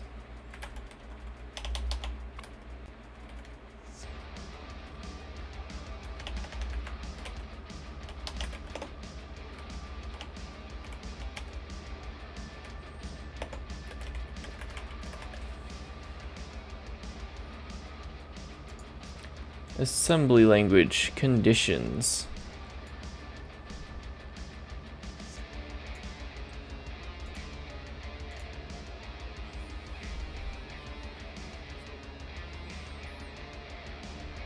So we want to look at conditional jumps. So we have jump equal, jump less equal, all of those sorts of things.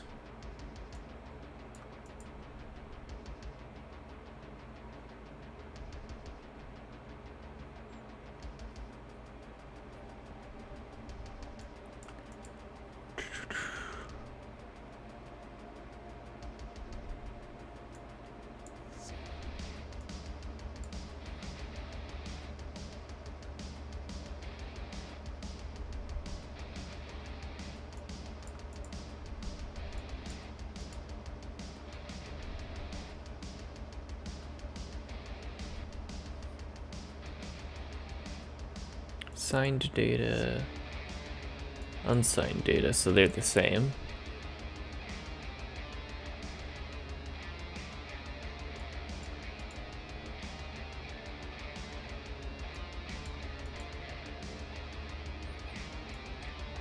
Oh, so these are like equivalents.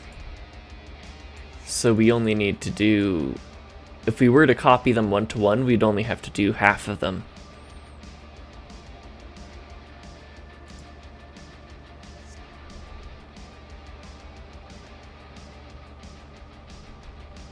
And we don't really need to do greater equal or less equal because you can just swap them on the compiler side.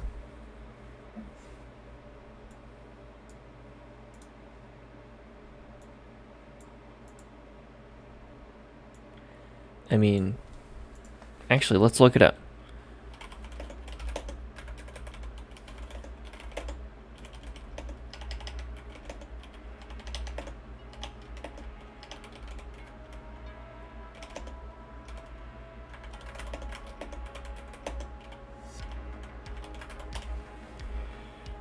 I feel like somebody would have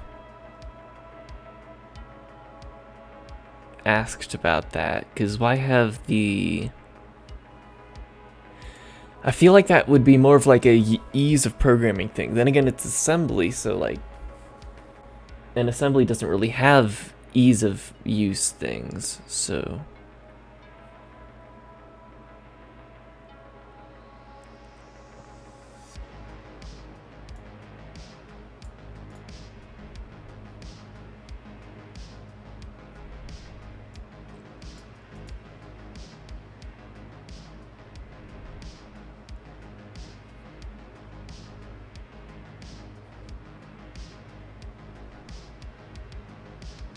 Wait a second, I'm dumb. No? Yes. Yes, I am dumb. They're not interchangeable.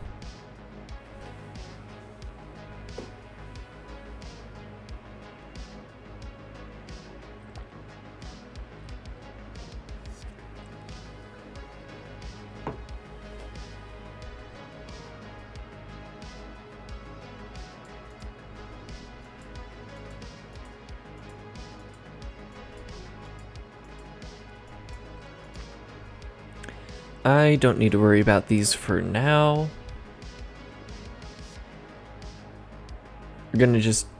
I'm gonna focus on the signed ones for now. So we're gonna go jump equal, jump not equal,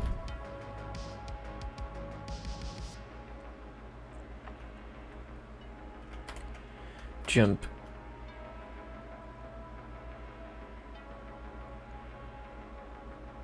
greater, jump less. Well, we would only need one, either jump greater or jump less.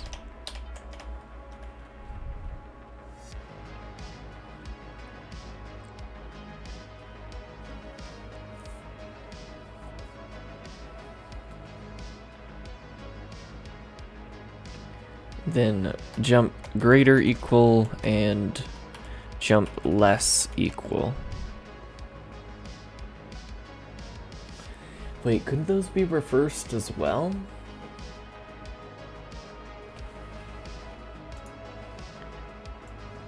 Brane is not braining.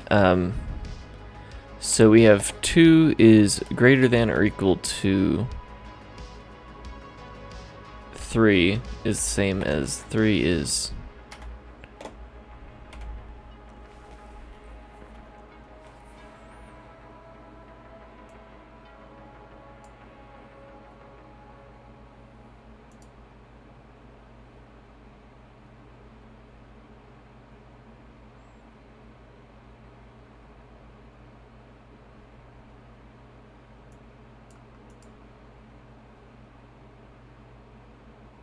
This is greater than or equal, this is less than or equal with the same operands. Okay, so we don't need jump less than because we can just reuse it. Jump equal, jump not equal. Jump greater and jump greater equal.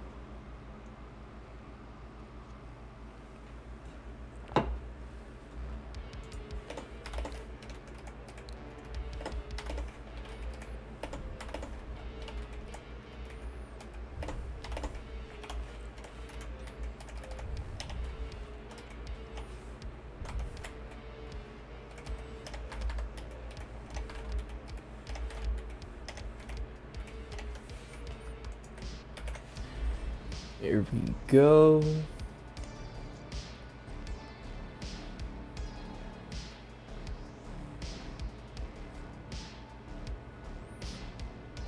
And then we also need, dang it, I already renamed everything. We also need compare.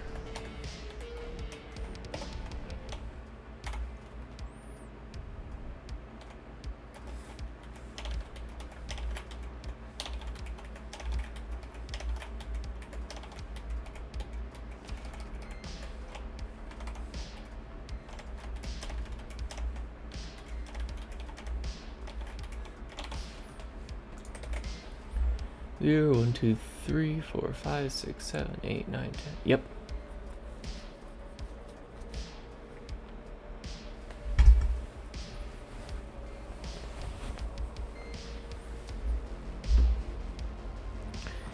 And this should be all we need for any comparison stuff.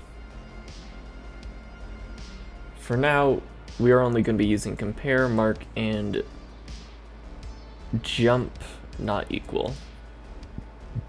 Eventually, we will optimize it to use all of them, though.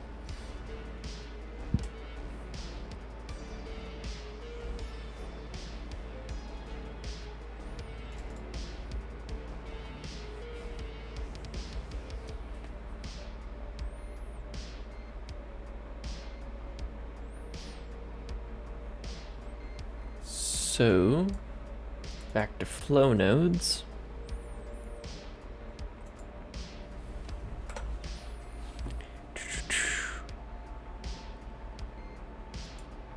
Optimize. Let's just copy the stuff from operation nodes.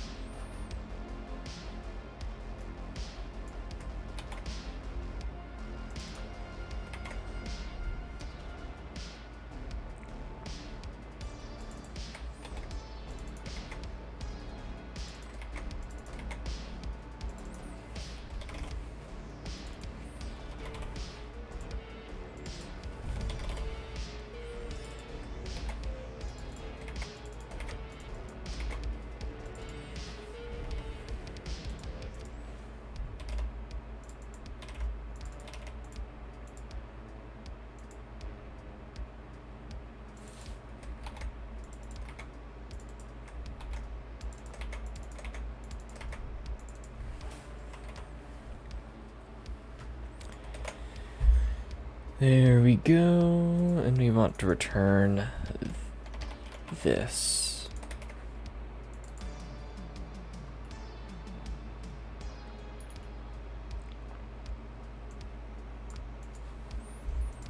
Generate bytecode, so this is where the fun begins.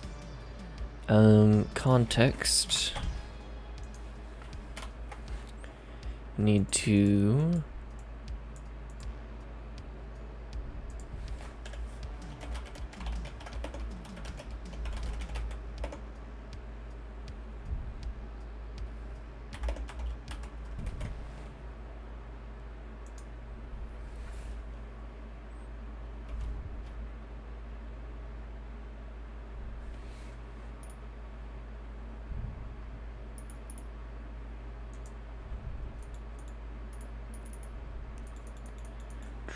and I'm actually going to add it to compiler, so include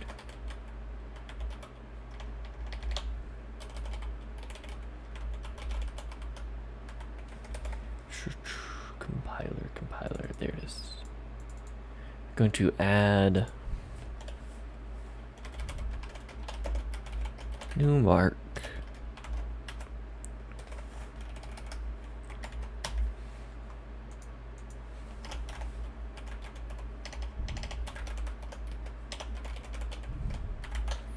Just so that I don't mess it up anywhere else.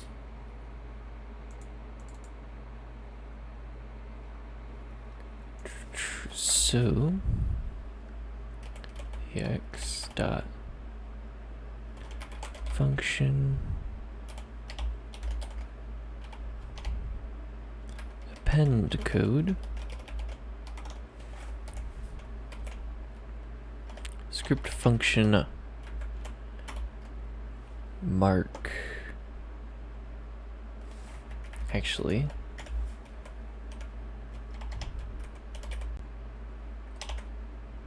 int 32t mark index equals context new mark.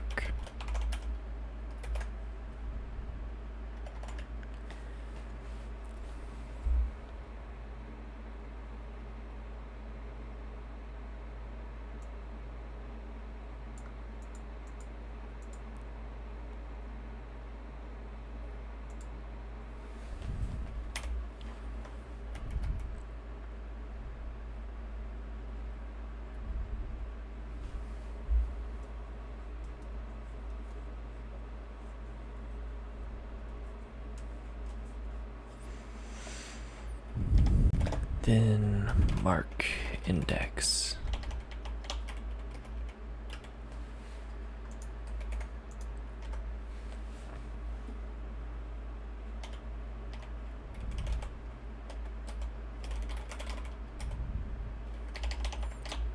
So auto, actually AOT value, and then this is the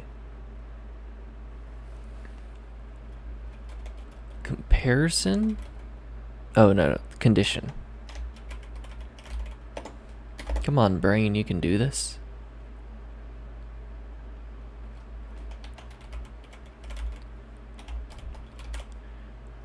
Generate bytecode.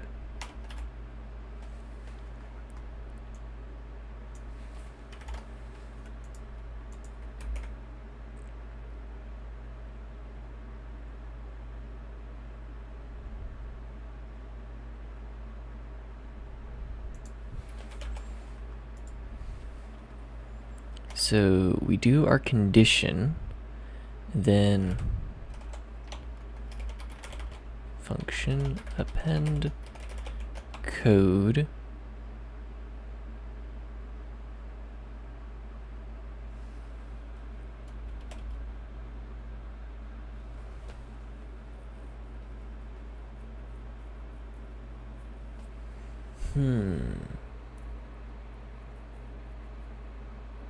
For now, we're only going to be using Booleans, so it'd be script function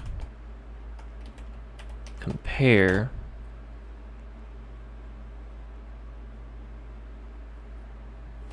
and then we would be comparing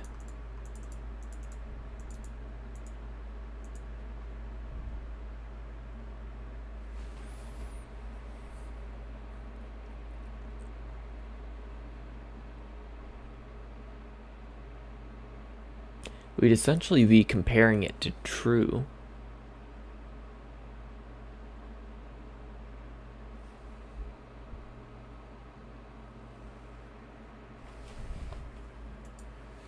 So new AOT const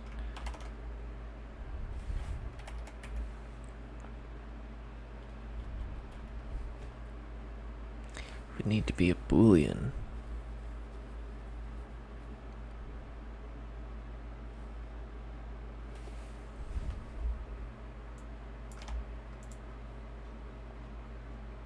Actually, let's just look up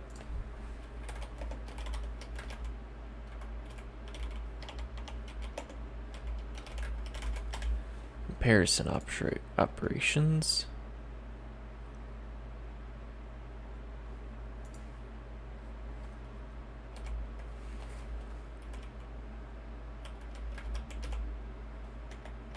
So there's only one compare.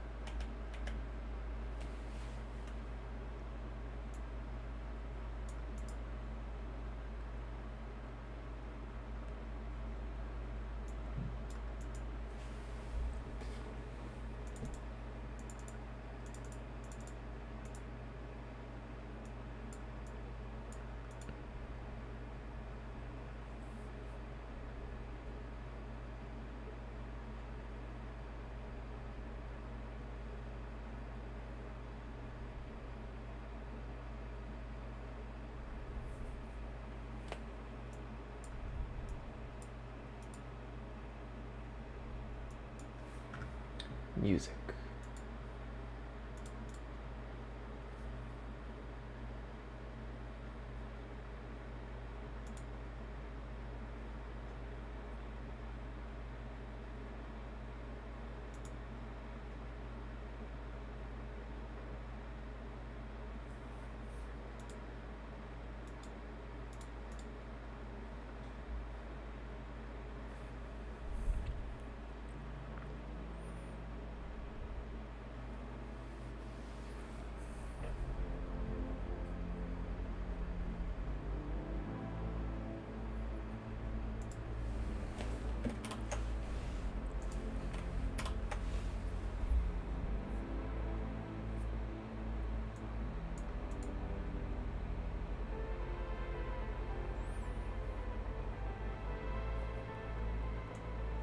Oh, I don't need to do a constant node. I can just say new const.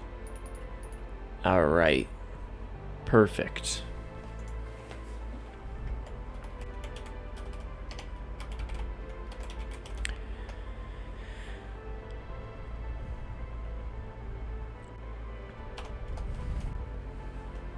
And this one is going to be value type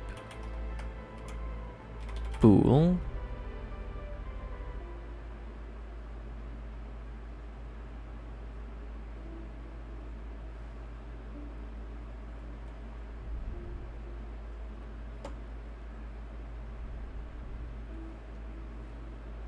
Why do I need to do flags to constants? Didn't I remove that? Thought I removed that.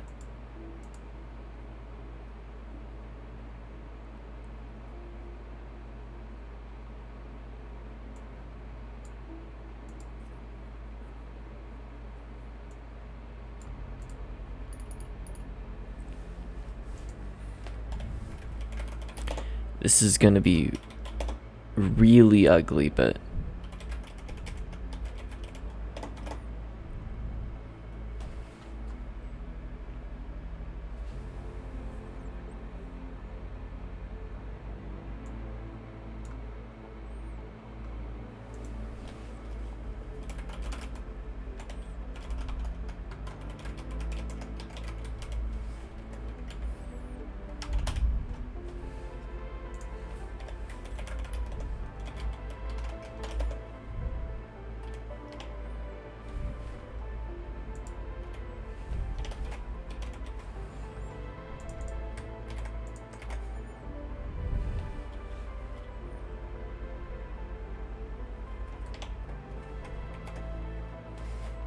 then we want the 0 constant index.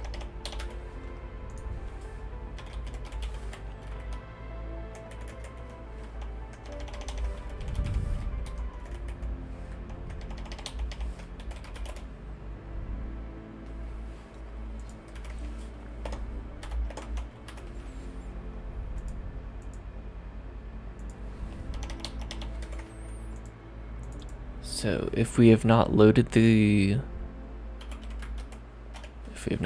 true const,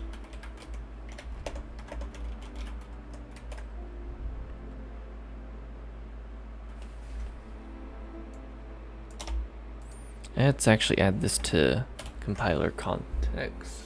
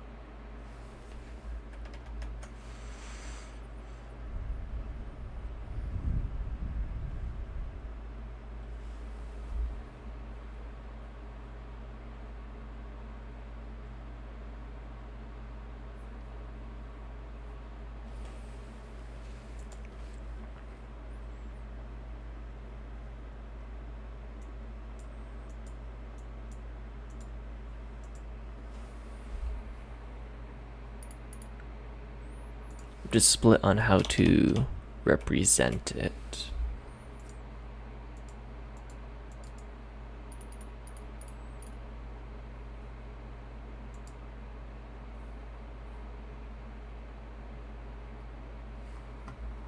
What was that oh, that was a single song, not an X. Let's do this one.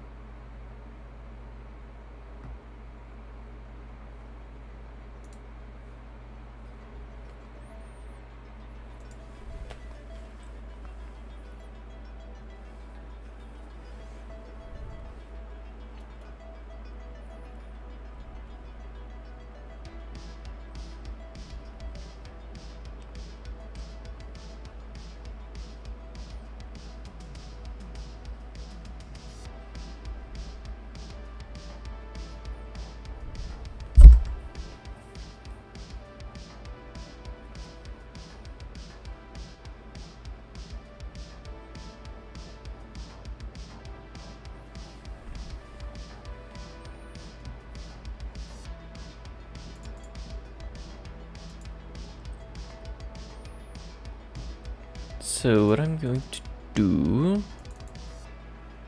is actually make this a thing. So compare with 0.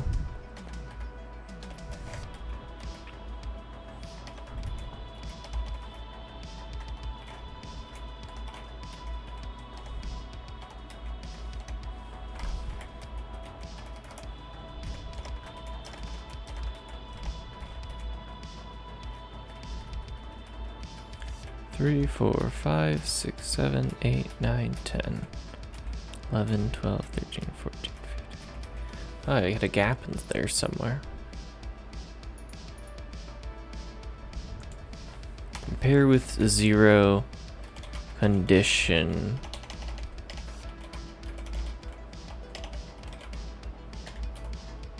Value index.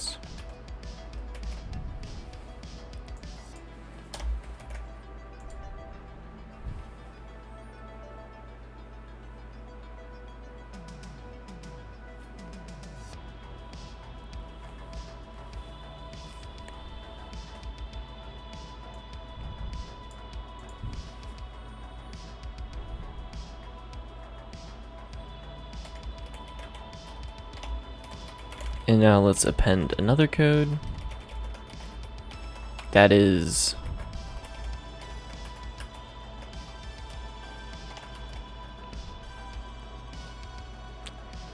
jump not equal.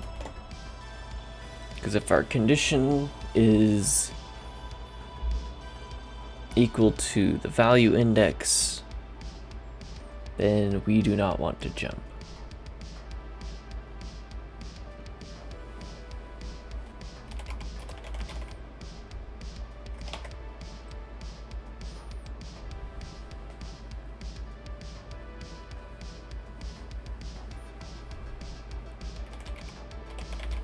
Then mark index. And then in here is where we'd want to say operation. Right, byte code.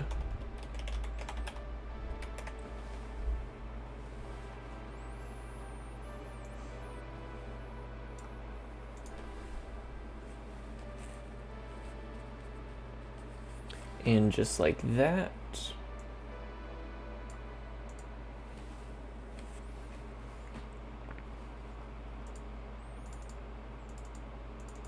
we now have the bytecode for an if statement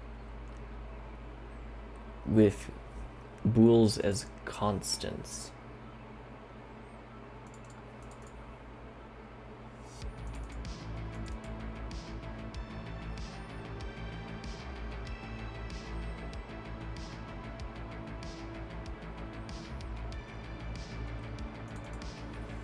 So let's add these in. Case script function compare 0.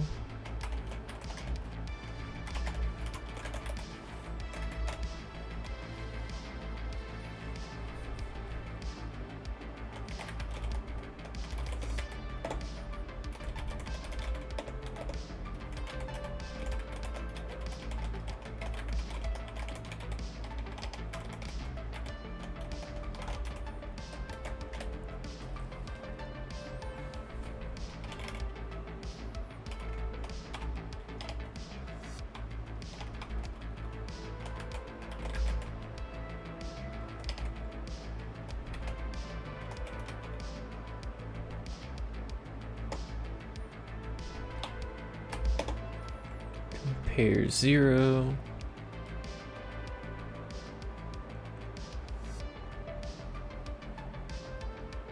And then this one should only ever be registers. Actually, it would have to be. For the sake of this one, it should be able to do memories. So if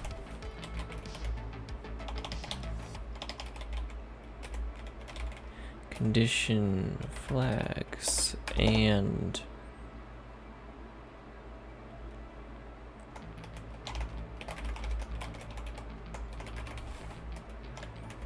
if this is a register,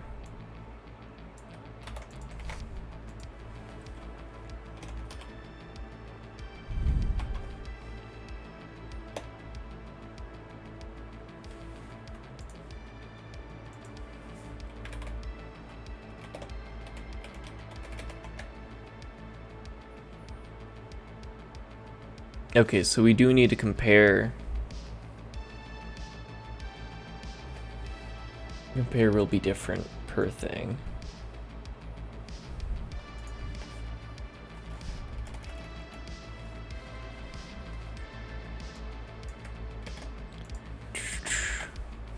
Print compare with a space.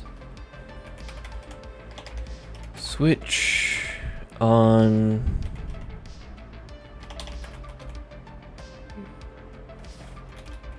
value, register type, condition.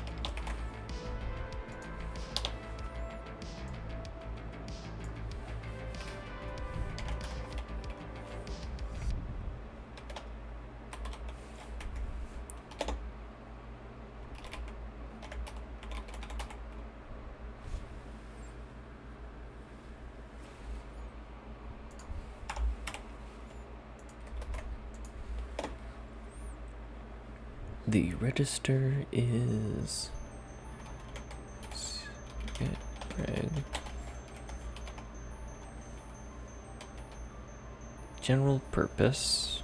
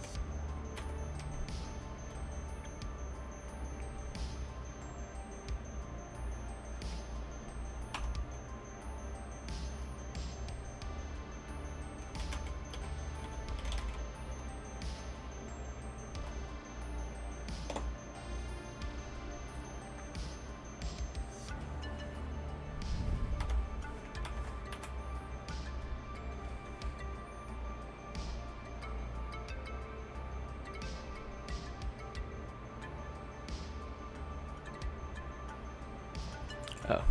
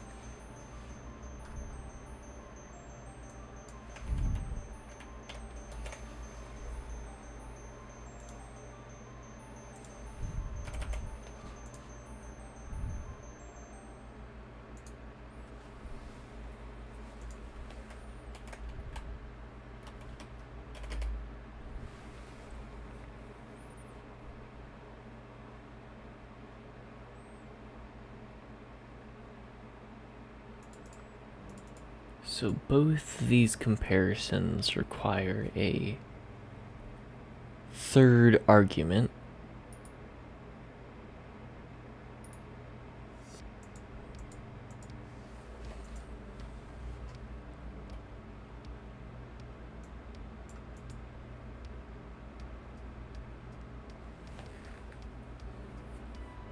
Returns the result of the comparison to the destination operand.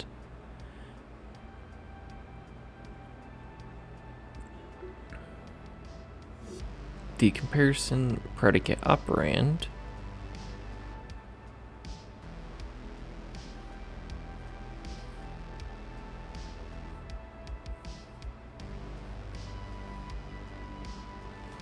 specifies the type of comparison performed.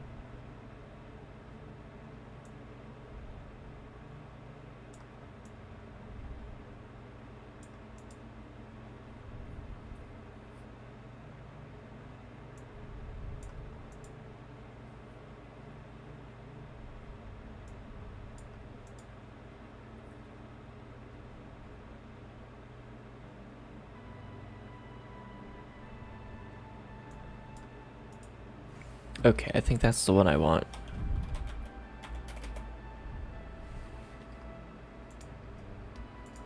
Possibly.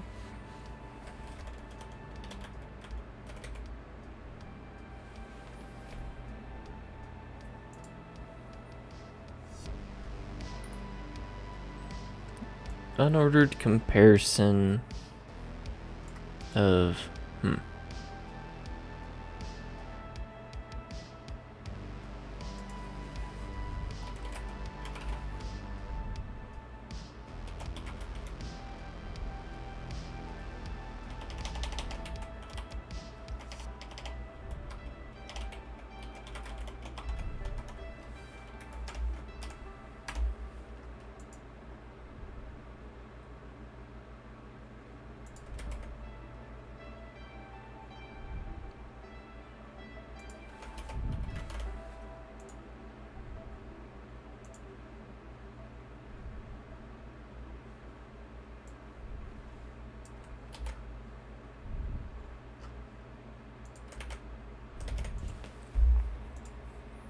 there we go, and since this is a constant pool, we shouldn't create more than one, I think.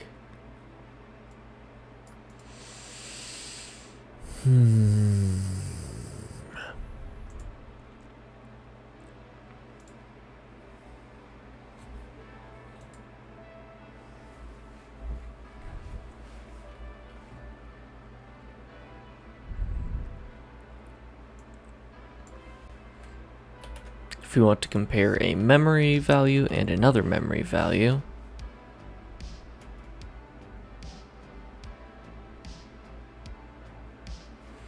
no comparison of memory values.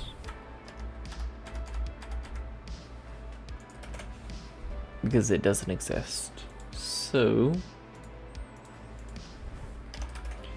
I'll just have to cast to register.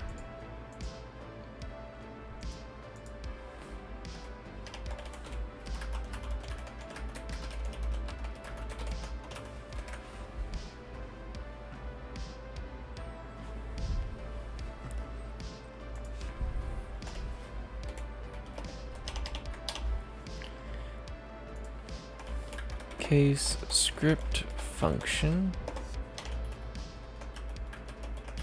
mark.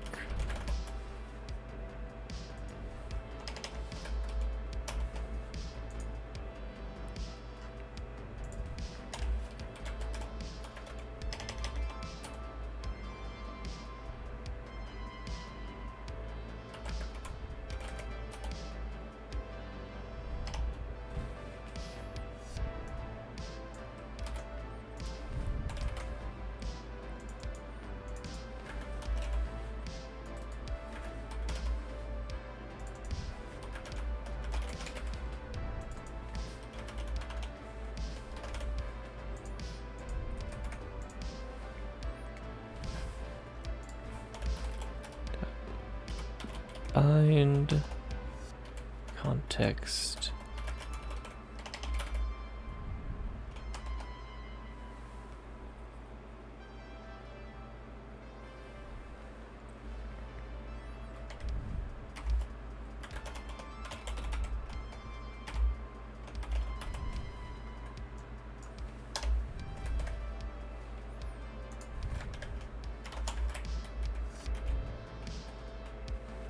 Nope, that's not what I wanted to do.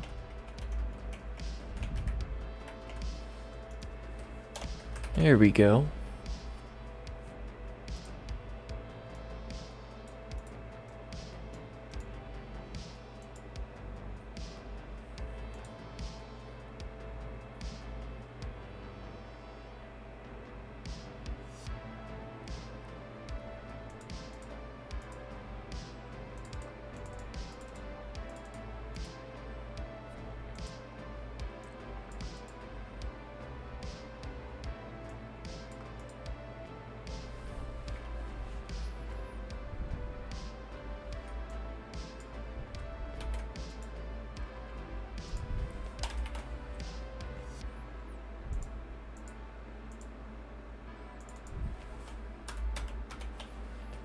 So want the jump not equal, which is the only one that we need for now.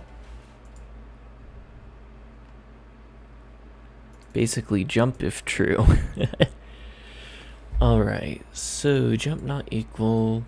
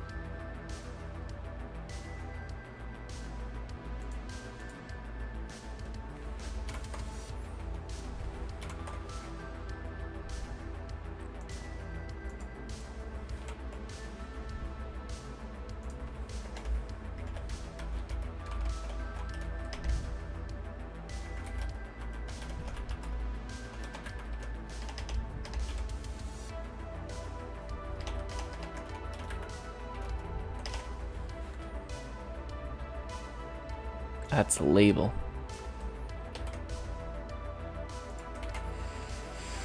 Label is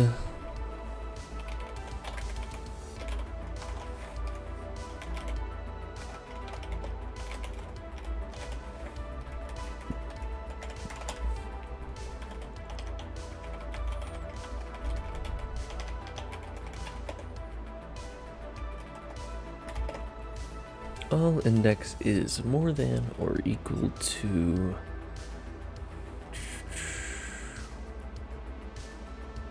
label size.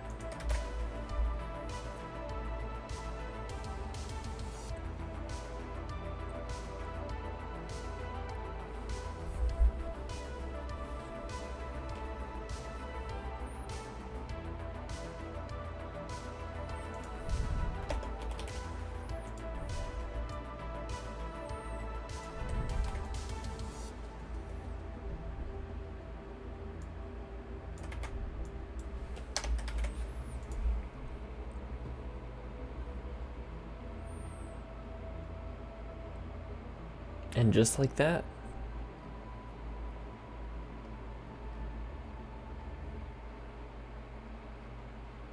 I think it's just like that. Alright, let me just make sure that value nodes, bool value, yeah.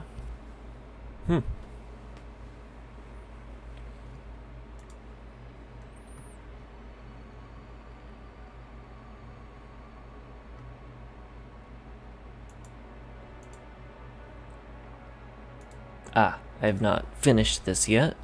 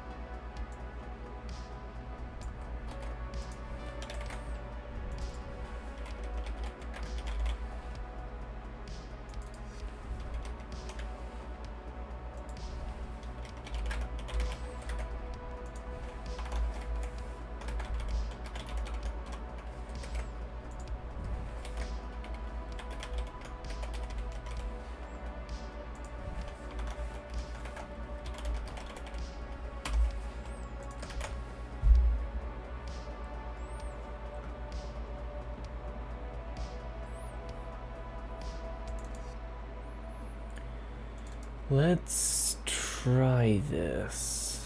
So let's turn this into a raw string.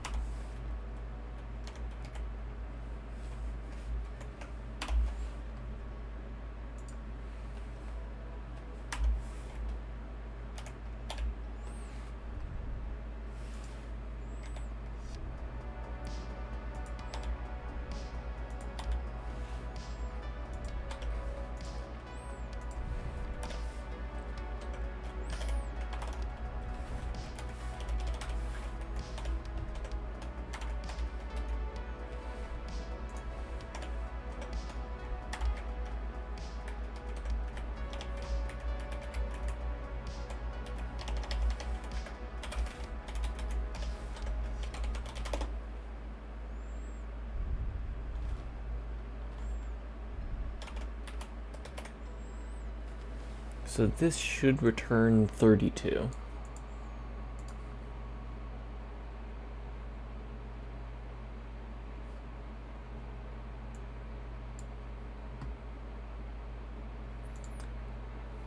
Wait a second.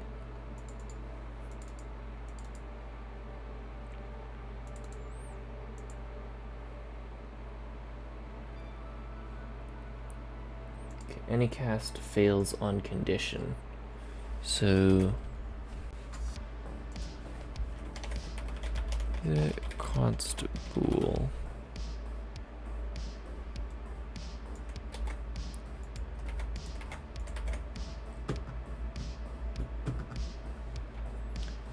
and also we can't compare memory directly with memory.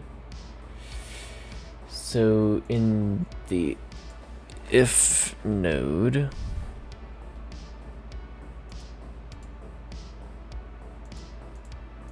the condition, we need to cast register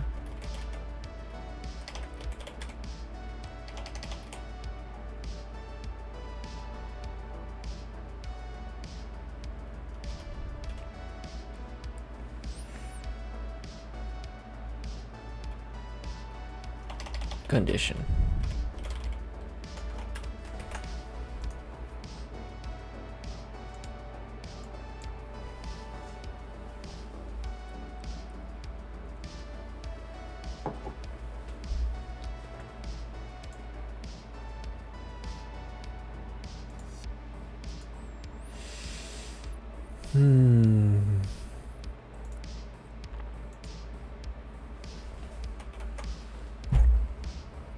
Then in compiler, no, script runtime.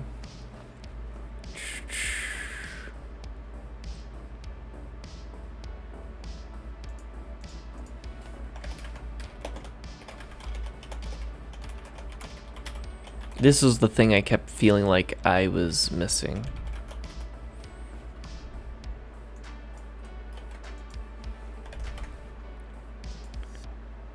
New int 8.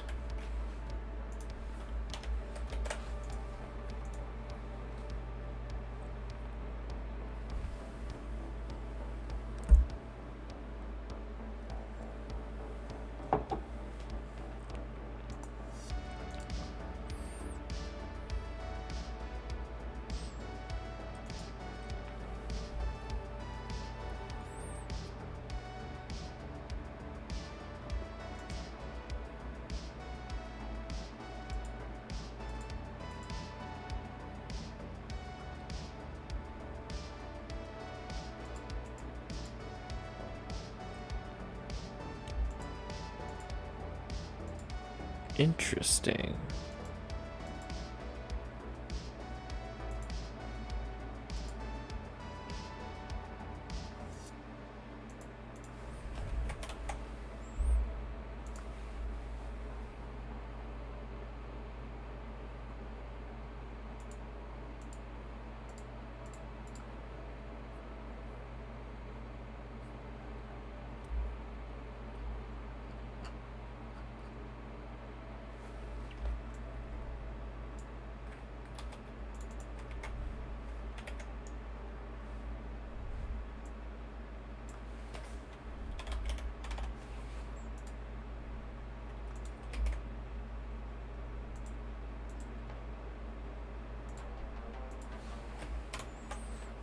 Oh.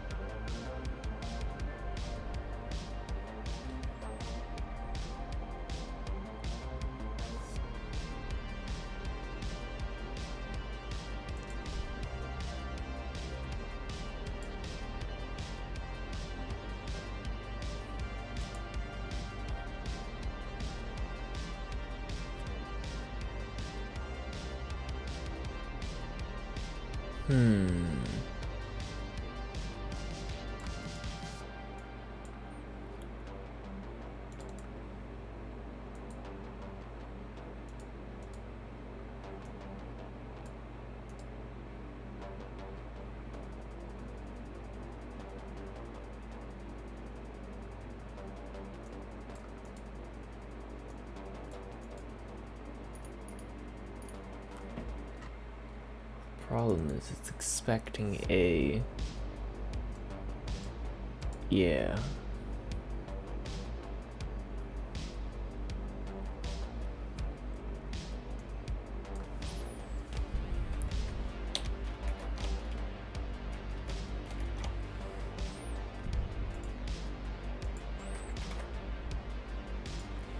Just gonna add that as part of the expression itself.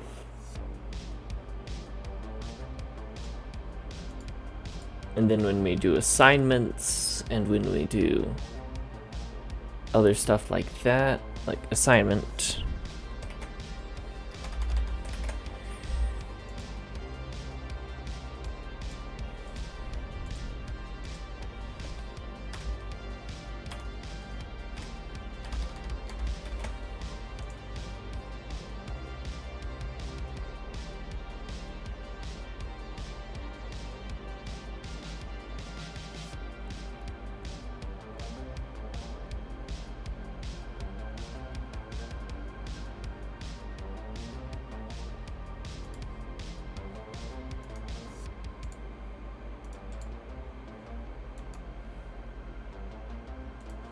now it shouldn't require one of those after an if statement anymore.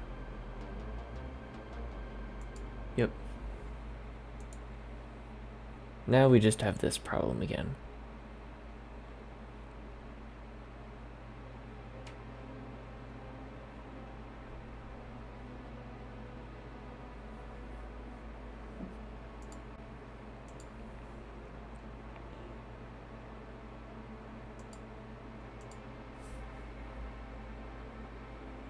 AOT constant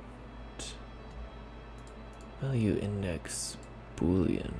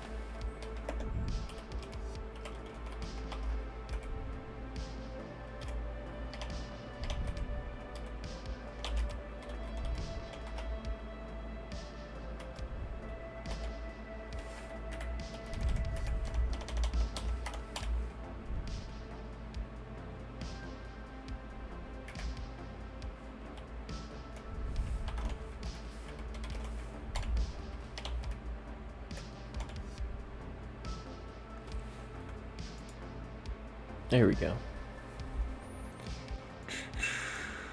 Load. Bool 0. Oh, that makes that.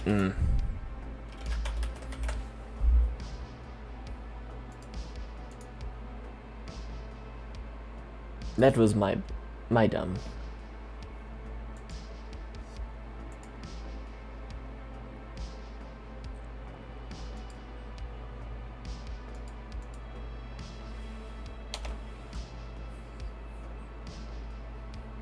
We are comparing with a memory. Okay, so that means I did something wrong in my nodes.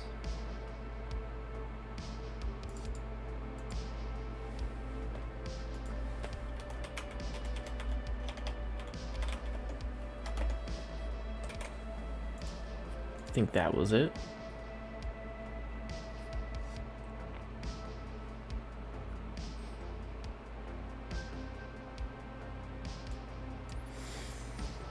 Alright, so the problem is we move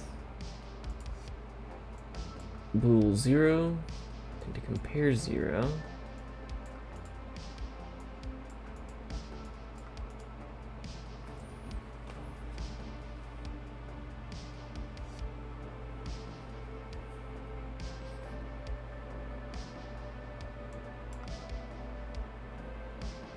Where's the jump not equal though?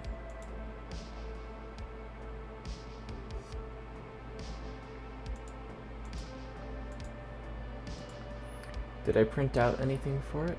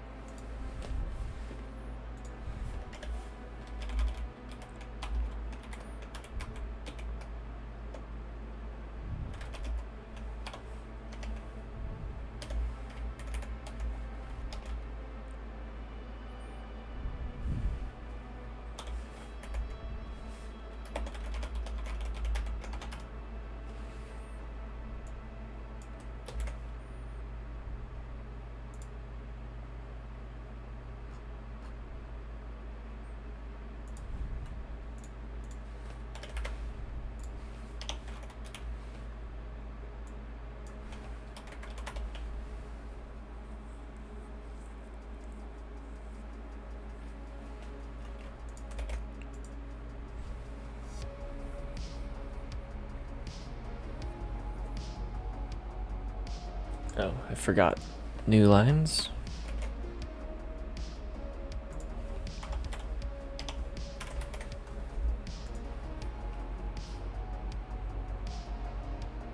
There we go.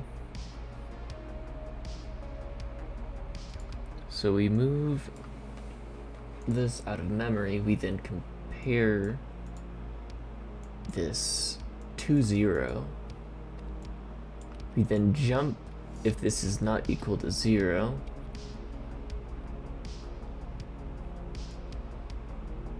To mark 0.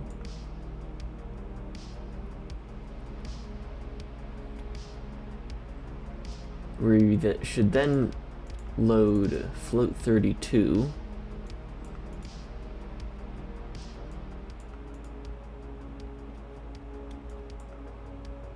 into register 4, and then we return register 4. Okay. Then what is going on?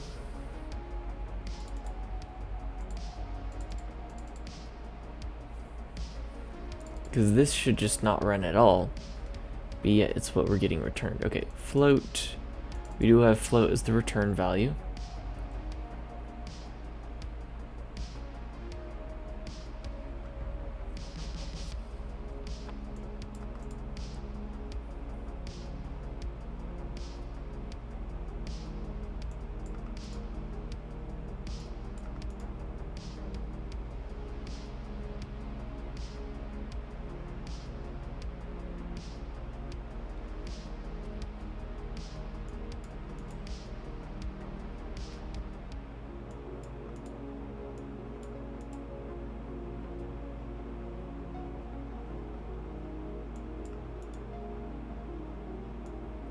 Well, 0 is equal to, okay.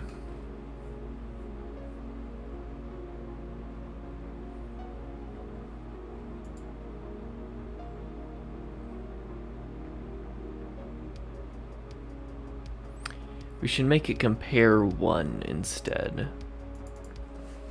So that way we're testing if it's true, essentially.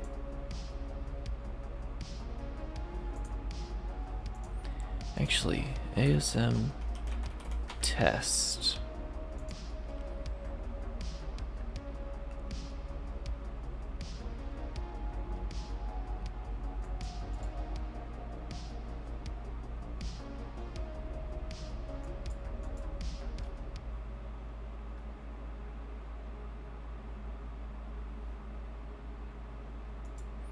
I'll worry about it later. Let's go with script function. Compare with 1.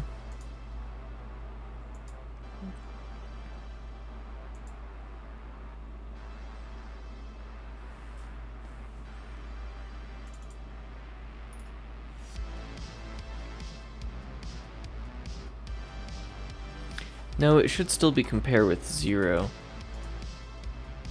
We just want to do jump equal instead. It makes more sense.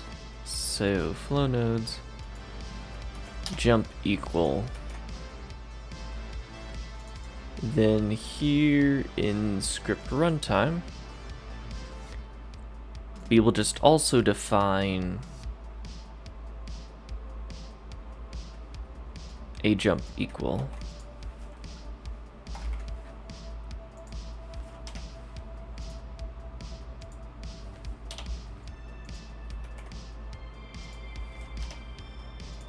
And you know, it's so easy to define these. Let's just jump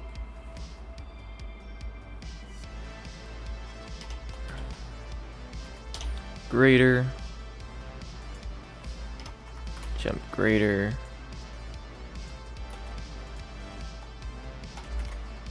jump greater equal, jump greater equal.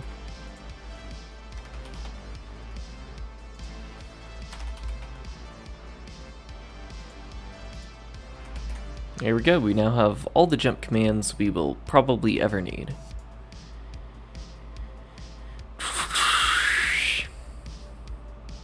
There we go. If statement was functional. And if we set this to true,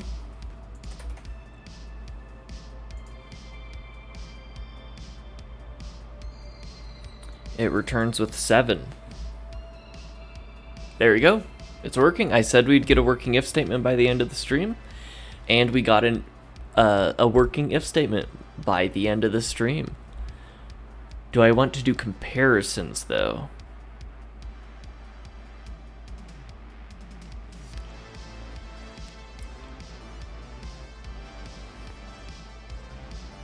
No, that'd be a lot of work.